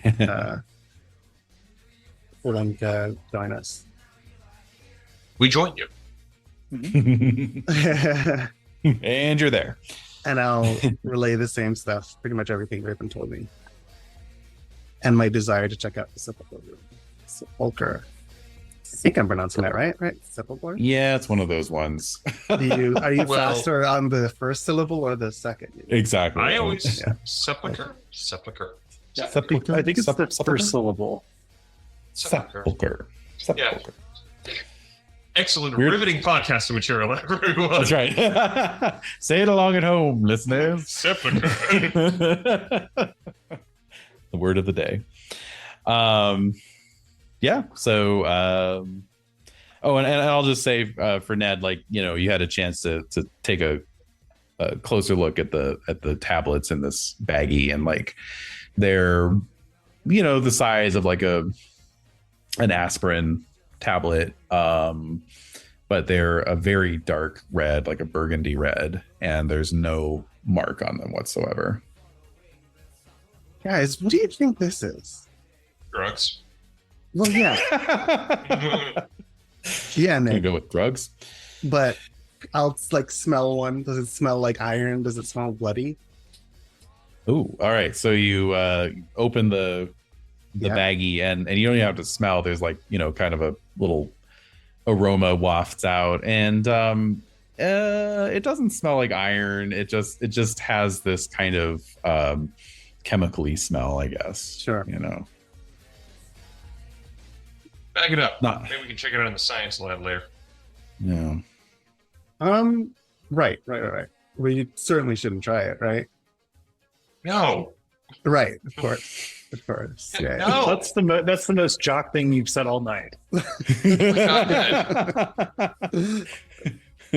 But the person who gave it to me was really cute. Yeah, I mean, she was really We cute. want to fit in, right? We told her to Yeah. be part of the crowd. I Right? snatched them out of your hand. I'm holding these. Give me that. All right. So the sepulcher room beckons. Would you guys be would it be weird if I invited this girl I just met to come with us down to the sepulcher room? Yes. Okay. Yeah, I figured. Frankly, Yes. Yeah, that's fair. Yeah. All right, yeah, let's go. I mean, So- let's face it. Weird? No. Dangerous? Yes. No, I'm going with weird, Annie says. And dangerous. All right, yeah, forget it. and frankly distracted. True. That's true. Yeah, you're right. You're totally right. It just seemed like she really wanted to, but it doesn't matter. All right, let's go. Best case scenario, it's another person we have to save in case of emergency. I don't know. She looked pretty capable to me. I don't know. Maybe. Annie sighs, and so she looks around. So the bar is closed, you said, right? Mm-hmm. Yeah. Sometimes with these sort of underground parties, there's some sort of, impromptu fake bar that's a little bit out of sight. So Annie is going to kind of quickly scan the room because she would like to arm herself with some vodka or something. Not for her nerves as much as for fire Has there been any sign when she was up above or any place else of like people drinking or carrying flasks or, carrying plastic cups, something? Yeah, absolutely. Yeah. I'd say when you were up there, yeah, you definitely noticed kind of off in the corner beyond the stage where the Drazzle sisters are holding court. Yeah, there's kind of like a makeshift little dispensary, I guess you could call it. Okay. So Annie says to the group, I think it would be a good idea if we had something that would burn before we go down there. Now, there could be stuff down there in storage, but I don't know if I want to take that chance. Gotcha. Do we think we could pull off nagging some booze? Yeah, we could. I'm happy to give it a shot. I feel like we've gotten this far, What's one more law to break? Exactly. Well, I mean, there are two laws we could potentially break. One would be serving underage people alcohol. No, I'll pull out my ID. Excuse me, I think you'll find. we already broke that law. Thank you very much. That's true. And if it's already illegal for them to be selling alcohol, I don't think it really matters who they're selling it to. So let's do it. Yeah, see, they're already breaking the law. They're not going to want to bring attention to that fact. Shots. We all want double vodka shots, and then we're gonna take them with us. Yeah, I think that's a good plan. I think that's a good plan. I suppose anyone's got a flask. Annie thought about bringing one, but figured that they would not let her dance. It's like the one day I'm calling out my flask. The one time they actually don't enforce security. Oh. We'll just ask for a bottle of water as well. Oh, that's a good idea, Ned. Cool. All right. So so you all sort of wend your way through the crowds. Seems to be a few more people, arriving. So it's a little thicker on the dance floor now, and work your way up to where some guys just pouring them out, and his partner's handing out water bottles from a cooler, and you get served and fork over, I don't know, some exorbitant amount, $5 Way a too pop much. or something. Yeah. $5 a pop in 1994 money. But yeah, you get your drinks. So then we pour out the water and replace it with the vodka. Okay. I like it. I like the ingenuity. I'll drink it actually. Well, maybe not all of it. I'll drink some of it before the rest. Sure. Remind me after we're done playing to tell you guys a story. Oh my God. Looking forward to it. The time I made an improvised Molotov cocktail. Okay, so very good. I think you're all set to go. How do you want to approach this forsaken doorway? How's it? It's boarded up, right? Is it like, are we gonna have to peel stuff off? Like, to get around that's what Raven said. But from where you're standing, it looks like you can just walk down the steps. Interesting. Either it was boarded up. Does it look like it was recently unboarded up? Like very recently? No, not really. No. I'm gonna look back. Just for the first moment, aside from the first moment I met her, this is the first time I'm feeling any amount of suspicion. So I'm gonna look back for Raven just to see if she's watching, and if she's, then I'm just gonna walk down. Yeah, no, she's doing a sexy goth dance right out in the middle of the dance floor, looking good. Never mind, he's gonna linger for a bit and then. I will elbow him accidentally right down the stairs. Yeah, coming. All right. So you all begin to file down the steps. They are dusty, although maybe a little less dusty, a little less cobwebby than you might have expected. And down at the bottom, there's a pretty heavy duty steel door. It has one of these sliding, hatches right about eye level that is closed. And then, like the sort of unlit neon above that says the sepulcher room. I'm going to try the door and just see if it opens.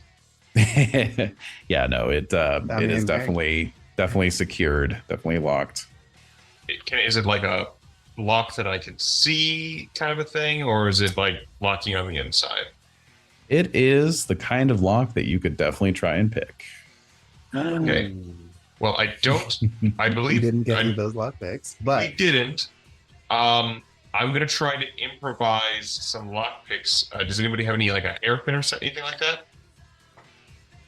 Annie? I think it's reasonable. I would have one. Definitely. Yeah. Would you agree that I might have a screwdriver in my pocket? Well, you might have a Swiss Army knife, Swiss Army knife. I'll take that. Yeah. Okay, then that is all you need to lockpick, if not well. Okay. Would that be barely sufficient equipment, or I would say that's barely sufficient equipment. Okay. So no penalty, I no can bonus. still technically do it. Yeah. So just a straight roll, basically. Yeah. I'll Okay. throw out a willpower on this one. Yeah, good call. you got this, Nick. Don't want it to be in one of those situations where it's like, well, fuck, now we're blocked by the door and can't go proceed forward in the adventure. You must gain a level before you can try to lockpick again. I got a success. Okay, great. All right. So there's some fiddling, there's a moment where you think, shit, and then suddenly it's like click, and you got it. I'm like Mine's walking greatest back, preparing to personal kick it lives. down if I have to, Nick just stands up. I am the greatest person alive. I am unstoppable. Well done. All right. So who wants to be the first through the door? I'll do my silent clap for Nick, and then just walk down. All right. And I will take out one of my stakes. Good thinking. All right. So, you turn the latch, push the door open, and you are all immediately assaulted by the most rancorous smell you have possibly ever inhaled. It is caustic. It's just like, imagine a sealed room just filled with like open vats of isopropyl alcohol and the fumes that would result from that. I'll quickly cover my mouth and nose with my sleeve and kind of quickly glance at the others. I imagine it even makes their eyes burn a little bit. Oh, definitely. Yeah, Just absolutely. I've got like a some kind of dark scarf, which I think makes me look like gothic and kind of like a Edgar Allan Poe ironic poet way. It doesn't, but I think it does. And then just sort of like, Yep. I love what they've done with the place. That's what I'll say. Nice. Kind of your Is there action any hero light, quip. David? Exactly. Yes. So that's the other bit. So after sort of your mucous membranes have all flared up, your vision clears a bit, and you can see that unlike the entryway, this room has all its neon fully lit. So what you're looking into is what was clearly like kind of the private room, the back room of this club. There's another bar here.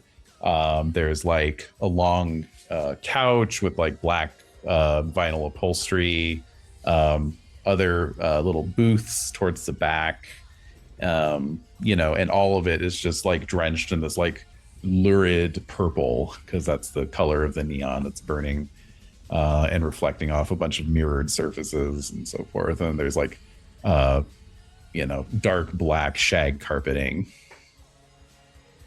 Most evil cologne carpeting. That's right. Give me your evilest carpet. Dracula himself would not dare touch that carpet. So foul and heinous is it? Well, it does absorb blood stains nicely, you know. That's right. That's right. That's Nothing the most else. important thing. Yes. Also, muffles our steps, which is nice. Yeah, that's true. Yeah. Very quiet. All right. I imagine it's very eerie with like the wash of purple over the black and all these mirrored surfaces. Mm-hmm. So, I didn't really see the vampire in the basement, but it was described well enough to me that the shadow seemed like almost supernatural, right? Mm-hmm. And it was like a sort of impenetrable darkness. Mm-hmm. So just make sure my eyes are fully adjusted before, scanning the room. Make sure nothing's standing stock still like a lamp that's going to move, at the worst moment. And I'm going to start investigating, start looking in all the exits of the rooms. Alrighty. I'll also look at the bar. Sorry, just in case there's more alcohol. Oh, sure. So as you're moving in, before I describe anything, I'll just need you to make a stamina plus resolve -1 roll. That's not counting the +1 we get from adrenaline rush, right? I assume adrenaline rush faded. Oh, you know what? Yes, it might have. Yeah, of that's course. true. That's true. And he didn't adrenalize. We didn't get another hit. If only we'd tried those drugs, maybe. Oh well. What if I drank vodka? That's good. So, David, is it just Ned because he's leading the way, or because I was probably going to follow him? I don't want him to go alone. So we should all That's correct. I'm absolutely going in afterwards. So that goes for anybody entering the room proper. Okay. So it was resolve plus composure, correct? No, stamina. Stamina plus resolve -1. Resolve -1. Okay. I think I will borrow this one because I don't know what it does, and it's scares. 2 successes. Good. And how about Ari? Who might possibly why it be wasn't needed? letting me type. There we go. Yeah, there you go. It wasn't letting me type in no successes. Ooh, ouch. Okay. Let me just check on something here. You're gonna take a damage. I just don't know if it's bashing or lethal. Okay. Yes, that is a lethal. You take 1 lethal damage. Copy that. Ow. So your eyes are streaming. You're coughing. It's really getting to you. The rest of you are not much better off, but it's not enough to actually sear any tissues just yet. I think that is also cutting off any retorts he might otherwise have, because you really don't want to talk when your throat is burning. No, you don't. All right. So Ned, you said you were looking towards the bar to see if there were any bottles or anything up on the shelves, right? Yep. What's my first one? So what you see is, indeed it's like pretty classic kind of club bar, hotel bar kind of setup with the mirror in the background and the glass shelves. No liquor bottles in evidence, but there are 3 large glass jars arranged in a line on the lowest shelf, kind of on the same level as the bar. They are obviously filled. They're kind of like pickle jar size, like very generously, pickle jar size. Mm-hmm. And they obviously each contain something. It looks organic. There's like liquid and hair maybe floating in the liquid. maybe some pale flesh beyond the screen of the hair. That is not okay. I'm gonna stoop next to it and shine my flashlight into it. Okay. So you play your flashlight across the 3 jars, and it's pretty indisputable. Even on the first one, these are human heads. Turn it off immediately. And as you get to the third one, you can see it is the familiar face of your classmate, Jenna Gordon, staring out at you. Okay.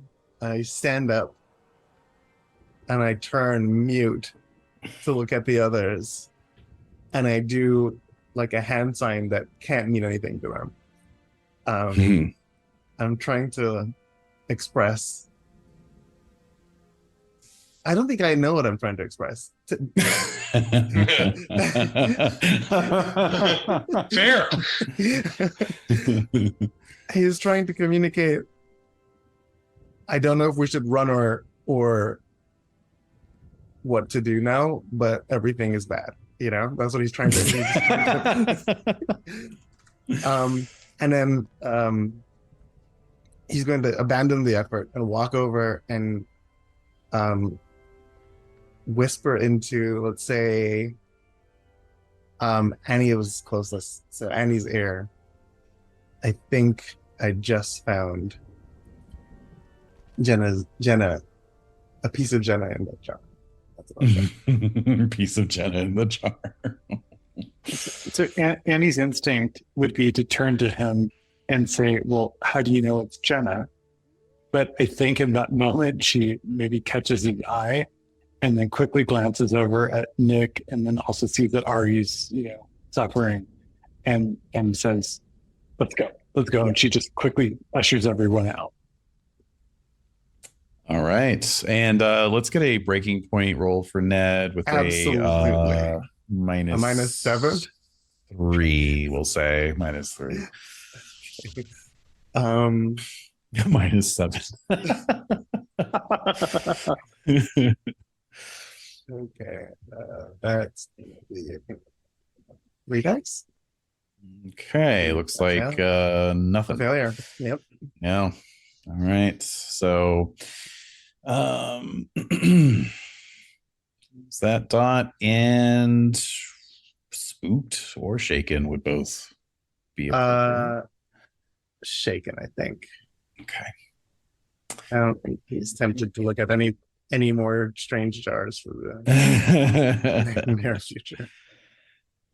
All right. And how about Nick? I mean, this is all kind of happening simultaneously. What's Nick doing? He's gonna do it. He's gonna walk up and he's also going to try and see what's in the jars. What's in the box? His curiosity is what drives him, and he can't look away. Yeah. All right. Okay.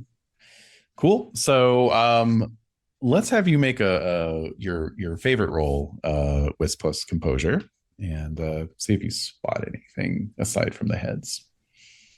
I was going to say, I assume I get to see the heads. Yes, indeed. Screw it. I'll burn another willpower. Okay. Would this be Wisp plus Composure or Wisp plus Investigation? Oh, I like that. Yeah, that's even better. Okay. That's a better roll for me. Great. And because I'm feeling saucy and this feels important and kind of my character's thing, I'd like to risk the willpower if I may. Of course.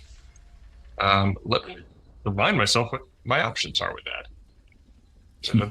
I don't think anybody's done that yet. Risking willpower. Okay, here we go. Let's see.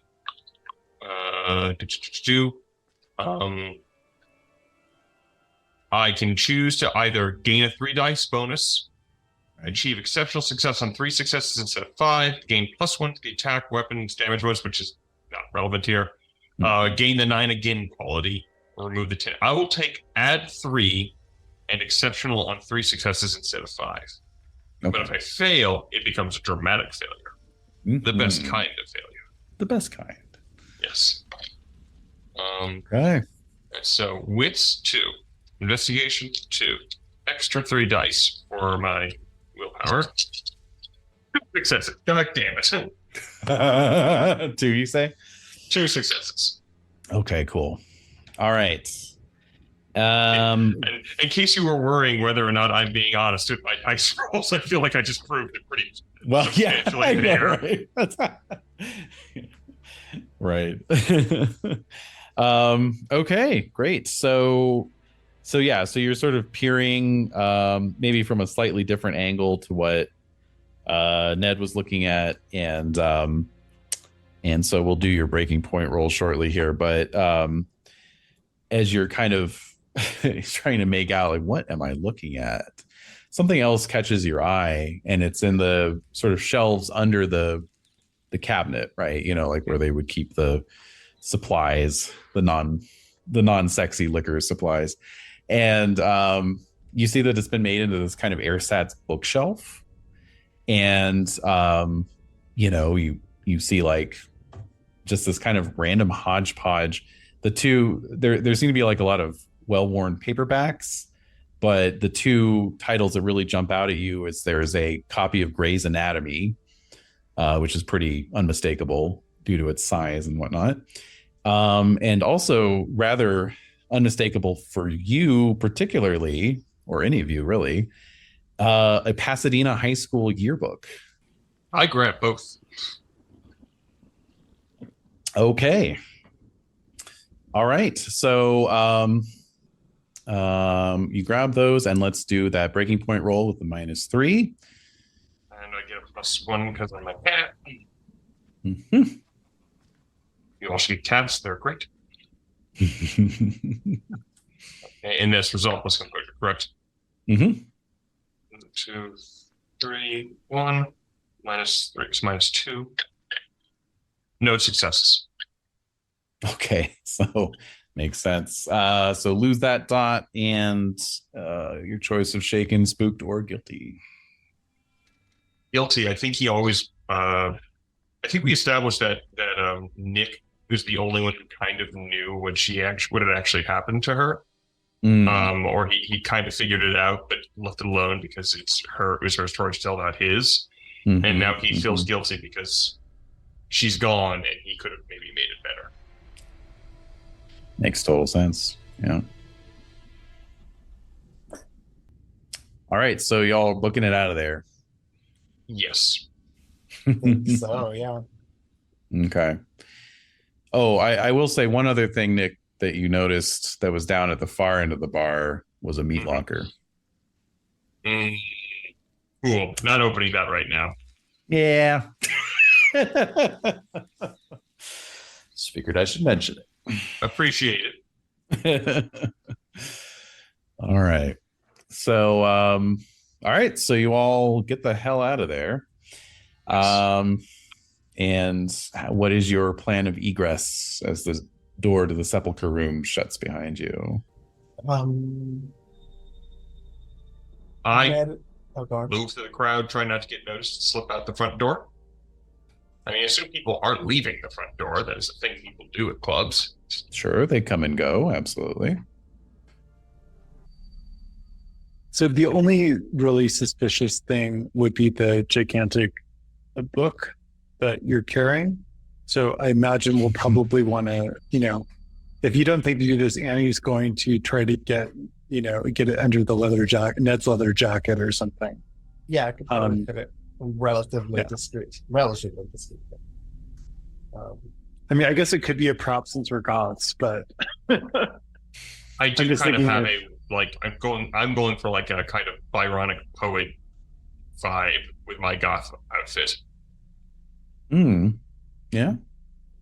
So maybe Annie tries to take the Grey's Anatomy, looks you up and down, then instead takes the Pasadena yearbook and hands it to Ned and throws it under his. Right. Yeah, I got it. Ned is like over talking a little. It's really interesting the things you come across. Annie will kind of put her arm through his and try to like kind of hold him up as they walk out. It's really interesting. Yeah. Very Fascinating. shaken. Yeah. So it's really wild time tonight. All right. Let's see. So yeah, so you're starting to make your way through the crowd. and Ned, you actually see Raven coming towards you. While I have my arm, while Annie has her arm through mine. Mm-hmm. And you have the yearbook and your jacket. That's right. I'm gonna I think I'm gonna rapidly try to disentangle. Sorry. From Annie. Let go. Annie is going to give him such side eye. I'm so sorry. All right. Oh, Raven, so, hey. Yeah. So the way she's coming towards you, like you kind of think like, is she mad at me? Because like her eyes are a little wide, and there's definitely, it's like kind of an alarmed look, at least on her face, and she comes right up to you and sort of grabs your shirt and then just vomits all over you. I'm unfortunately going to try my best to protect the book. And so there's very little self-protection. Oh no. Well, that clarifies whether she's a vampire or not. It also clarifies where loyalties lie. I'm not sure. Like a garlic dog or something. Well, yeah, I'm not sure how much it clarifies things, because in the next instant you realize it is like pure blood that she is vomiting on you. I have to go. Annie's gonna seize for grab his arm again, like, let's go. We're going to get you cleaned up. So she sinks to her knees, coughing, and all around you begin to notice like maybe like every fourth person is starting to double up, run for the corner, and but not make it, as they start to just projectile vomit, just gouts of thick viscous blood. We got to get out of here. And he says, your stakes, get your stakes out. No, again, right now we're nobody. Stakes out, we're somebody. Okay. Go. Do they seem like while they're in this, while they're throwing up like this, they're relatively disabled, right? Yeah. Oh yeah. And he says, but do we want to stay and try to protect them? There's 4 of us and we're 17. How are we going to protect them? Well, how many of the vampires are there? Is it just the one? You tell me. I have to. I'm going to hand Annie the book and I'm going to go back for Raven. Wow. And I'm going to grab her by the hand and pull her along. Hero move. Yeah. Annie's going to mutter under her breath, one more person to protect. God damn it. All right. Well, very good. So there's a bunch of yakking up going on. Of course, there's also like strobes going off. There's the music, so it's like this kind of weird, chaotic scene. Really disorienting. Yes, it's like a goth music video. It is. Yeah. We're in that part of Blade where that's right. Oh my god, the blood showers. Which, to be clear, that's the music I've been listening to while we've been doing this entire scene. Oh, nice. Perfect. Okay, so basically, you go back, you put out your hand. She looks up at you. She's pale as hell, obviously, and looks terrified. And she just goes, it must have been those pills. And she takes your hand, and and lets you lead her along. Now, are the rest of you waiting for this to happen, or are you going to keep moving? Stay together. I'm gonna wait. Yeah, I'm gonna wait. I don't leave my bro behind, even if he's being stupid. Yes. Super stupid. All right. Well, you're starting to feel some gazes upon you. People are sizing you up. No, people who are not dancing and not vomiting and just looking at you sort of appraisingly. I'm like, all right, bro, come on, bro. We got to get you to the shower. You're a mess. I'm gonna yell. I'm gonna hurl. Nice. All right. So you all begin sort of falling back towards the exit. Yeah. And now there's definitely people who are sort of paralleling your progress. At this point, Annie is going to look over at Ari, and if Ari seems like he could take it, going to hand the yearbook, because Annie wants to have the vodka ready to go and has her lighter in one hand and the open vodka in the other. I think Ari is very happy to have be on book duty and not other duty right now, frankly. Okay, so you're all making your way still towards the exit, which is up a little flight of stairs, just because it has to be that complicated. And but yeah, now this the people who are paralleling you are starting to close in like sharks, basically.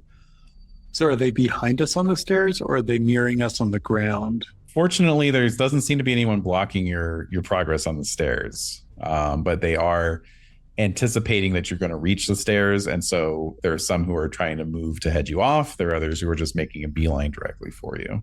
Any distraction? I'm gonna so we're on the stairs. I'm gonna start curling the vodka down and just pour it out so it drips down the stairs, and I'm gonna light it. Love that. The great thing about this is that it works on non-vampires too. That's right. That's Nobody also likes the worst fire. thing about it. Not though, even because- werewolves are in a huge hurry to start running into a giant fire. No, they're not. Will they survive? Yes. Will it be fun? No. No. Will it stink? Absolutely. So yes. Well, the vodka does what flammable fluids do, and it ignites, and of course begins burning off very quickly. So I'm imagining you all want to run for it at this point. Yeah, we're looking Yes, very much so. 100%. Gonna use those sucker legs. That's true. Yeah, absolutely. All right. So of course you parked in a pay lot that's about 3 blocks away from the club. So do you want to run for the car? Do you want to just try to get lost in the city? Like, what are you thinking? How far is the car? 3 blocks away. 3 blocks. 3 blocks? Yeah. And- Annie's in the back because she was doing the fire, so I think she would just follow wherever the front person's leading. Mm-hmm. Which I'm guessing is probably Nick, because Ned is probably in the middle helping Raven. Yeah. Yeah, and he's the fastest aside from Ned. Probably. I think he'd head for the car, and with the possibility to turn suddenly if he got the scent that something's hinky. Okay. All right.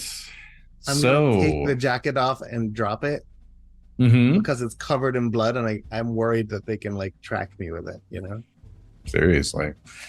Good call. All right.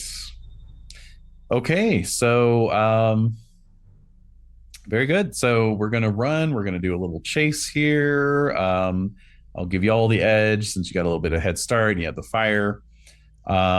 So we've got, this is just a foot chase basically. So I think Dex plus athletics. You want to make it a teamwork thing that could definitely work. Since you're dragging Raven along and she is not in great shape, I'm going to put a -2 on the dice pool. There. But yeah, I have a man. plus Well, actually, how does Fleet of Foot work? I think it gives my pursuers -3. Oh, nice. Okay. So you gain anyone pursuing you suffers a -1 per dot to any of Pitch's rolls. And I have -3. I mean, I have 3. So Yeah. Wow. Damn. Shit. Okay. We move in lickety split. Yes. All right. So Net's going to take the lead. Like I say, if anyone else wants to do like a supplementary roll to add to that, I'm pool. probably capable of doing that. Yep. So you said dexterity plus athletics, correct? Oh, I absolutely can do that. I can do the shit out of that. It's one of the And two you can, things I'm I don't really have good at. anything in athletics, so I can roll dexterity -1. Yeah, might as well, right? Or +1 if it's teamwork, though. haha. So dexterity. That's a +4 for me. Nice. Okay, so then that's a plus or a 2 +2 for me. Great. +2 +4. Yes. My specialty Ari, got is anything? in running for athletics. And your specialties in running. Yeah. Oh my god. Okay, well, shit. I had You no run idea. like I I was do tarot cards. handing right. you guys such a easy win here. And one from Ari as well. So So +8. -2 for Raven, slowing you down. So Right. +6. So +6. Should be a walk in the park. Don't say running that. in the park. Don't say that. I did. And you know what? Let's go ahead and willpower. Damn. All right. Do it. All right. You want to? We're gonna get big numbers. There we There go. you go. There we go. Awesome. Okay. Well, with your fleet of foot, I mean, it's really not even hardly even a contest here, but yeah, we'll see. So it's a -3, you said, huh? Yep. All right. Hey, I got one success. There, unholy monster. You tried. All right, so yeah, that's fine. You needed 5 successes net, so there you go. So you just book it back to your car in like no time. You know, if this were a track and field meet, you would have just set a new school record. And even Raven gets sort of transported along, with her legs sort of windmilling. Yeah. And all of you go piling in, and presumably Nick floors it. 100%. Yeah. I throw the money out as I pass by the gate. You pay the homeless guy pretending to be the parking lot attendant, and you're out of there. Yep. All right.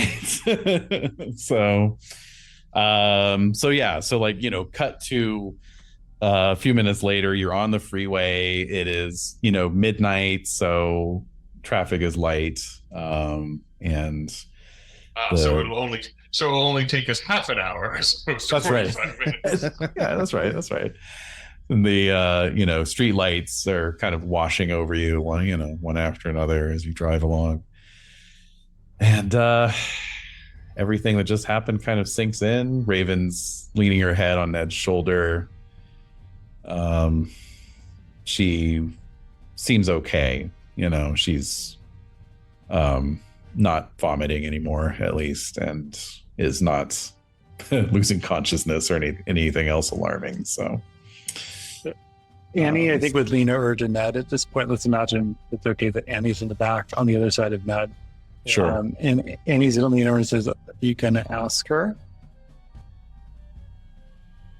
Well, I mean, she's really out of it. Well, at some point, we need to find out where she got the pills from and who told her to give them to Oh, us. right. Yeah, of course. Right. Wait, what did you think I was asking? Ned? Nothing very much.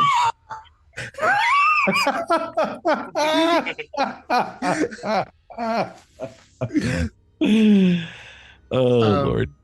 I'll lean over and ask her, "Where'd you get this batch?" Oh, This guy gave them to me. I don't even remember. He had like this weird French accent. Never seen him before. Pale Oh my skin, God. black hair, I'm guessing. I mean, I guess kind of long hair. You know, he looked like a little like Brad Pitt, I guess. I don't know. Was he older? Yeah, well, I don't know. Maybe a little bit like in his 30s or something. I don't know. So we were, and I say, yes, but I think I know who this is. This is the real dragon. This is the one. This is the one who is coming from overseas. Oh shit! Wow, I hate when the cards are right. Every damn time. Why do I have to be so good at this?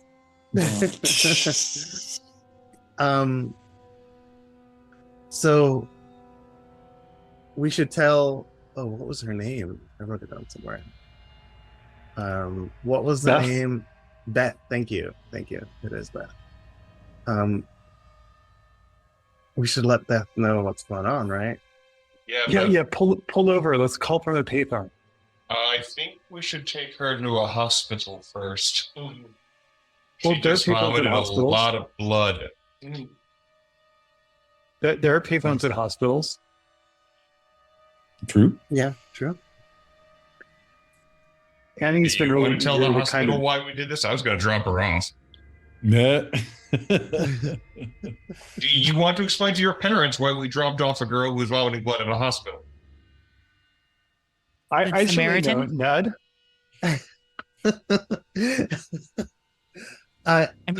Good Samaritan. We were out. We worked together. Yeah. We were out. We saw someone who was ill and thought it would be a good idea to get her to a hospital. Cool. You're going Yeah. to coach her on that line now? Ned, this is for her own good. We need to drop her off and drive away.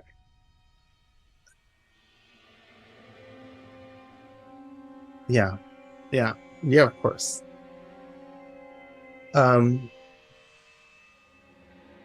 gonna tear a piece of paper and write my number on it. Ned is not letting this opportunity pass him by. It's the one thing he's clinging to with everything else. That doesn't It's make like sense to love him. it is. Yeah. Freaking love it.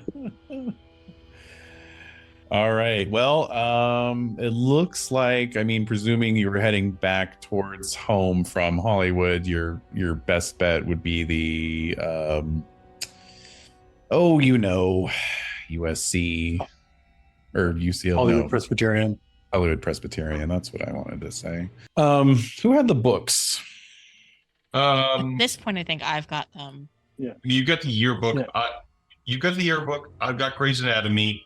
I've also got the baggie of pills. Right. So if Ari's in the front seat, you probably have both the books right now since Nick's driving. So Yeah, one assumes. yeah, No, I'm holding a Grey's Anatomy while driving. this giant tome. That's a good idea. Yeah, safe. So Ari, curiosity about these books at all? Yeah, I mean, less so about Grey's Anatomy because it's Grey's Anatomy. Sure. I think even with what little knowledge he has about medicine, he's just like staring at the cover going like, don't no. The yearbook, however, definitely more interest, definitely more tempting to sneak a peek and to flip through a little. Absolutely. Now I will say that the Grey's Anatomy does have, well, it has two things on it that catch your eye. One is that it has a sticker on it indicating it was purchased used from the UCLA student bookstore. And the other thing is that there is a tattered bookmark sticking out the top of the book. Okay. I think he's gonna he's still gonna get to it second, but I think especially seeing the bookmark, he's gonna check that out first rather than idly flipping through. He's going to absolutely flip to whatever that bookmark is. Mm-hmm. But you want to do that after you look at the yearbook, you said? Yeah, I think. Okay. I think even with that, the yearbook just has more appeal. Mm-hmm. Mm-hmm. Yeah, absolutely. So you examine the cover. It appears to be the 1989 to 90 volume of the yearbook. And flipping it open, you see a handful of signatures, all of which are addressed to Jody, spelled Jodi.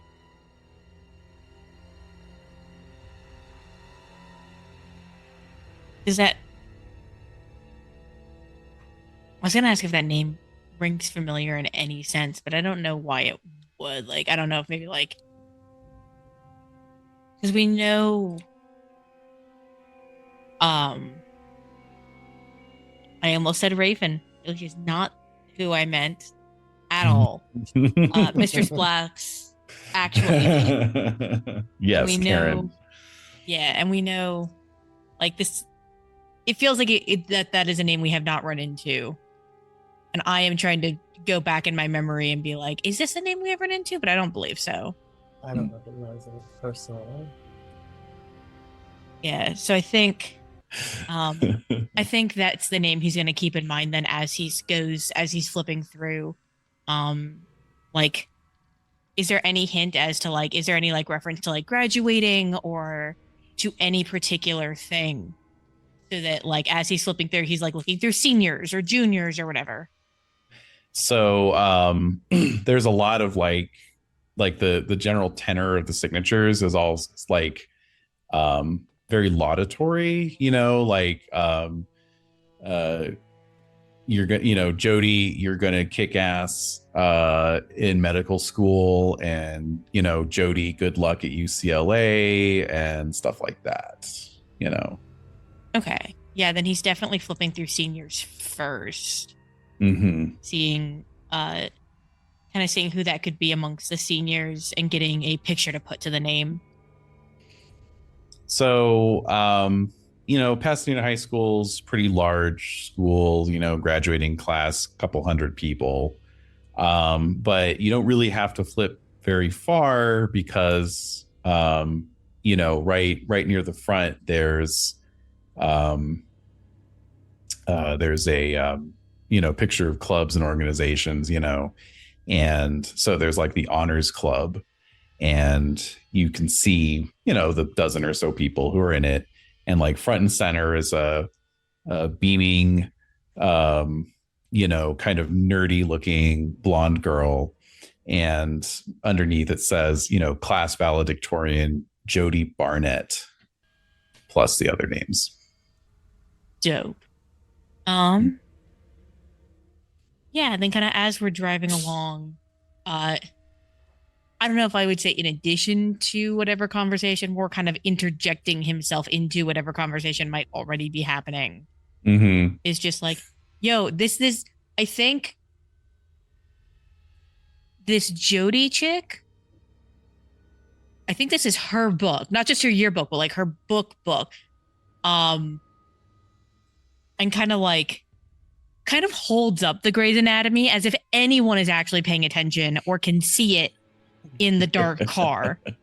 That's great, Ari, but I really should keep my eyes on the road. You're quietly bickering about the best way to get to Hollywood Presbyterian. Yeah. So Raven is still in the car then? Yes. I don't think we've tossed her out yet, no. Okay. So I'm going to say, hey, Ari, why don't we talk about that later? Right. We don't want to gossip now. Let's just focus on getting to the hospital. Right. Yeah, let's do that. No more kind of looks back at Raven, just no more drugs. No more drugs. You never know what they're cutting that shit with. Freshly red ones. especially red ones. Stick to blue ones like everyone else. It's fine. Do not take the red pill. And then he's gonna go back to reading. He's gonna look through the Grey's Anatomy at this point. Because he's kind of like, not that there's not more, but he's gonna wait until he can hand off the book to someone else. Mhm. See, kind of get other eyes on it. And he's gonna start flipping through the Grey's Anatomy, starting with whatever's bookmarked. He's curious where she left off. Okay. So you flip it open. It's bookmarked on some diagrams of the neck anatomy, neck construction. And the bookmark actually jumps out at you right away. It looks very well worn, could be several years old. And it's just a very kind of thick cardstock card, actually. It's not even like intended as a bookmark, but it's just identifying Jody Barnett as member number 138 in the Mistress Black fan club. Gonna tuck that information away for later, for after we get Raven out of the car.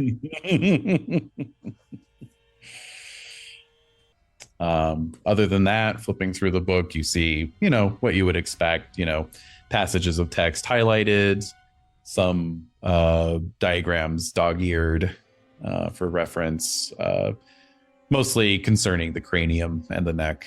Hate that. Yeah. And but yes, meanwhile, you do successfully navigate your way with the help of your Thomas guide to the Hollywood Presbyterian, and you pull up outside the emergency room in the wash of the blue fluorescence. Now, are we dumping her outside? Or are we walking her in? What is the consensus? That seems like a Ned question. Yes. We're not just shoving her out of the car and driving off, but we're not walking her in. All right. So we're going to slow down to less than 10 miles an hour. That's right. Tell her to tuck and roll, relax her body as she hits the ground. Stop. He'll help her out of the car and just say, call me if you need anything at all. Drink some water. I'm sorry. Right. And then She, he'll jump back into the car. Even under her goth makeup, she looks fucking terrible. Like her eyes are just, sunk in, just no color whatsoever. But she's standing on her own, power, and she gives your hand a squeeze, and she gives you a wan smile, and then she turns and just sort of starts weaving her way into the emergency room.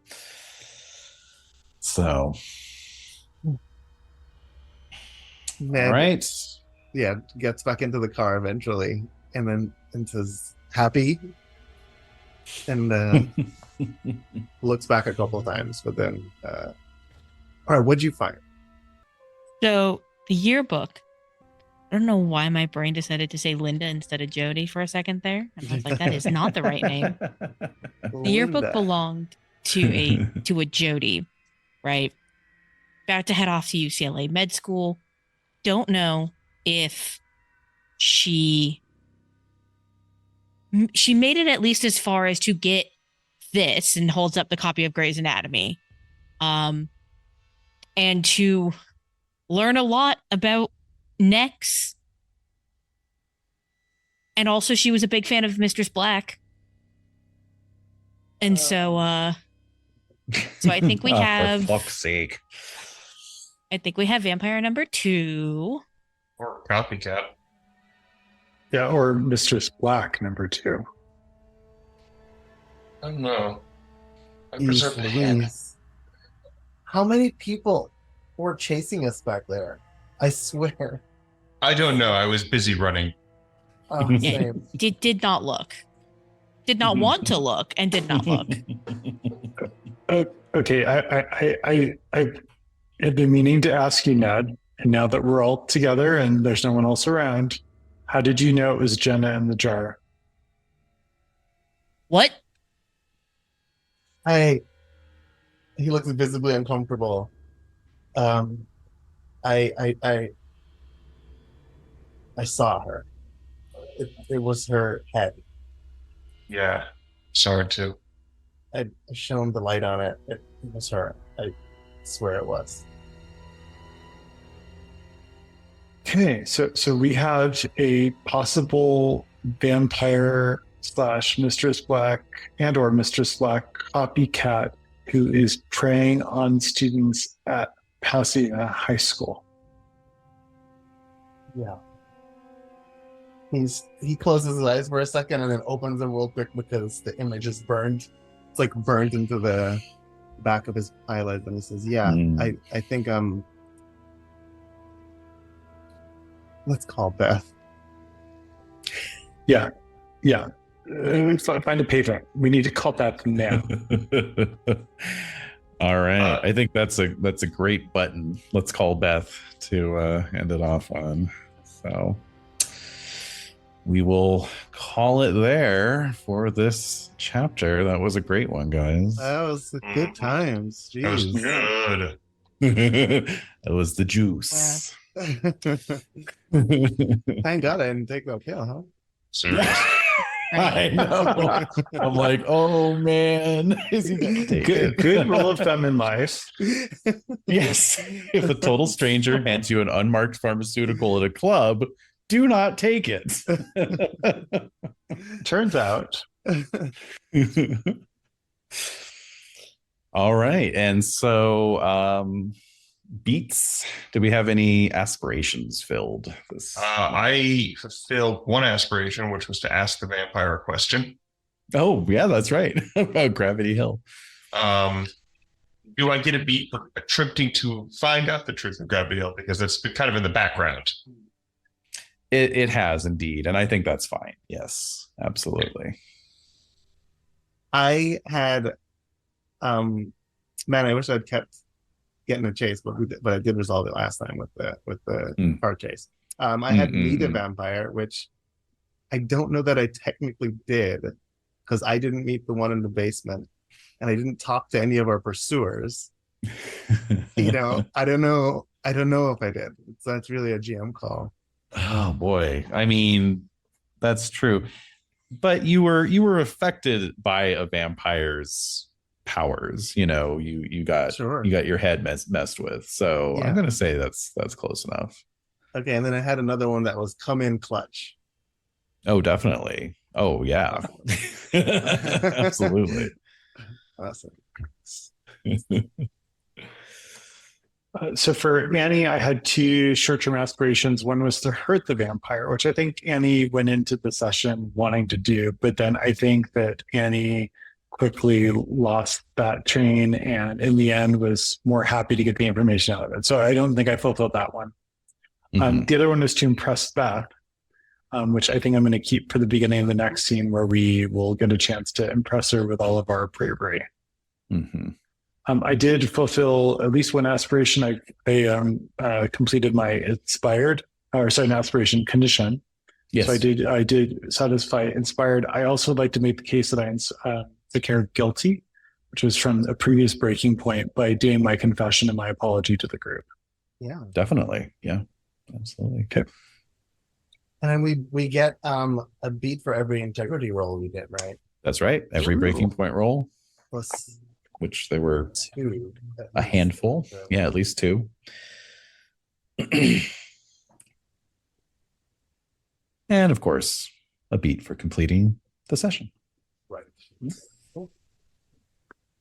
All right. David, do I get a condition for my exceptional on the tarot reading? Yeah. What do you think would be? I was thinking either informed, something about either the vampire in the basement, or if that's ever going to be relevant again, or just sort of the coming Frenchman, or inspired. I don't think steadfast makes sense since I failed the breaking point. Yeah. I do informed or inspired. I like informed. That's good. Okay. All right. Well, on note, we will save it till next time.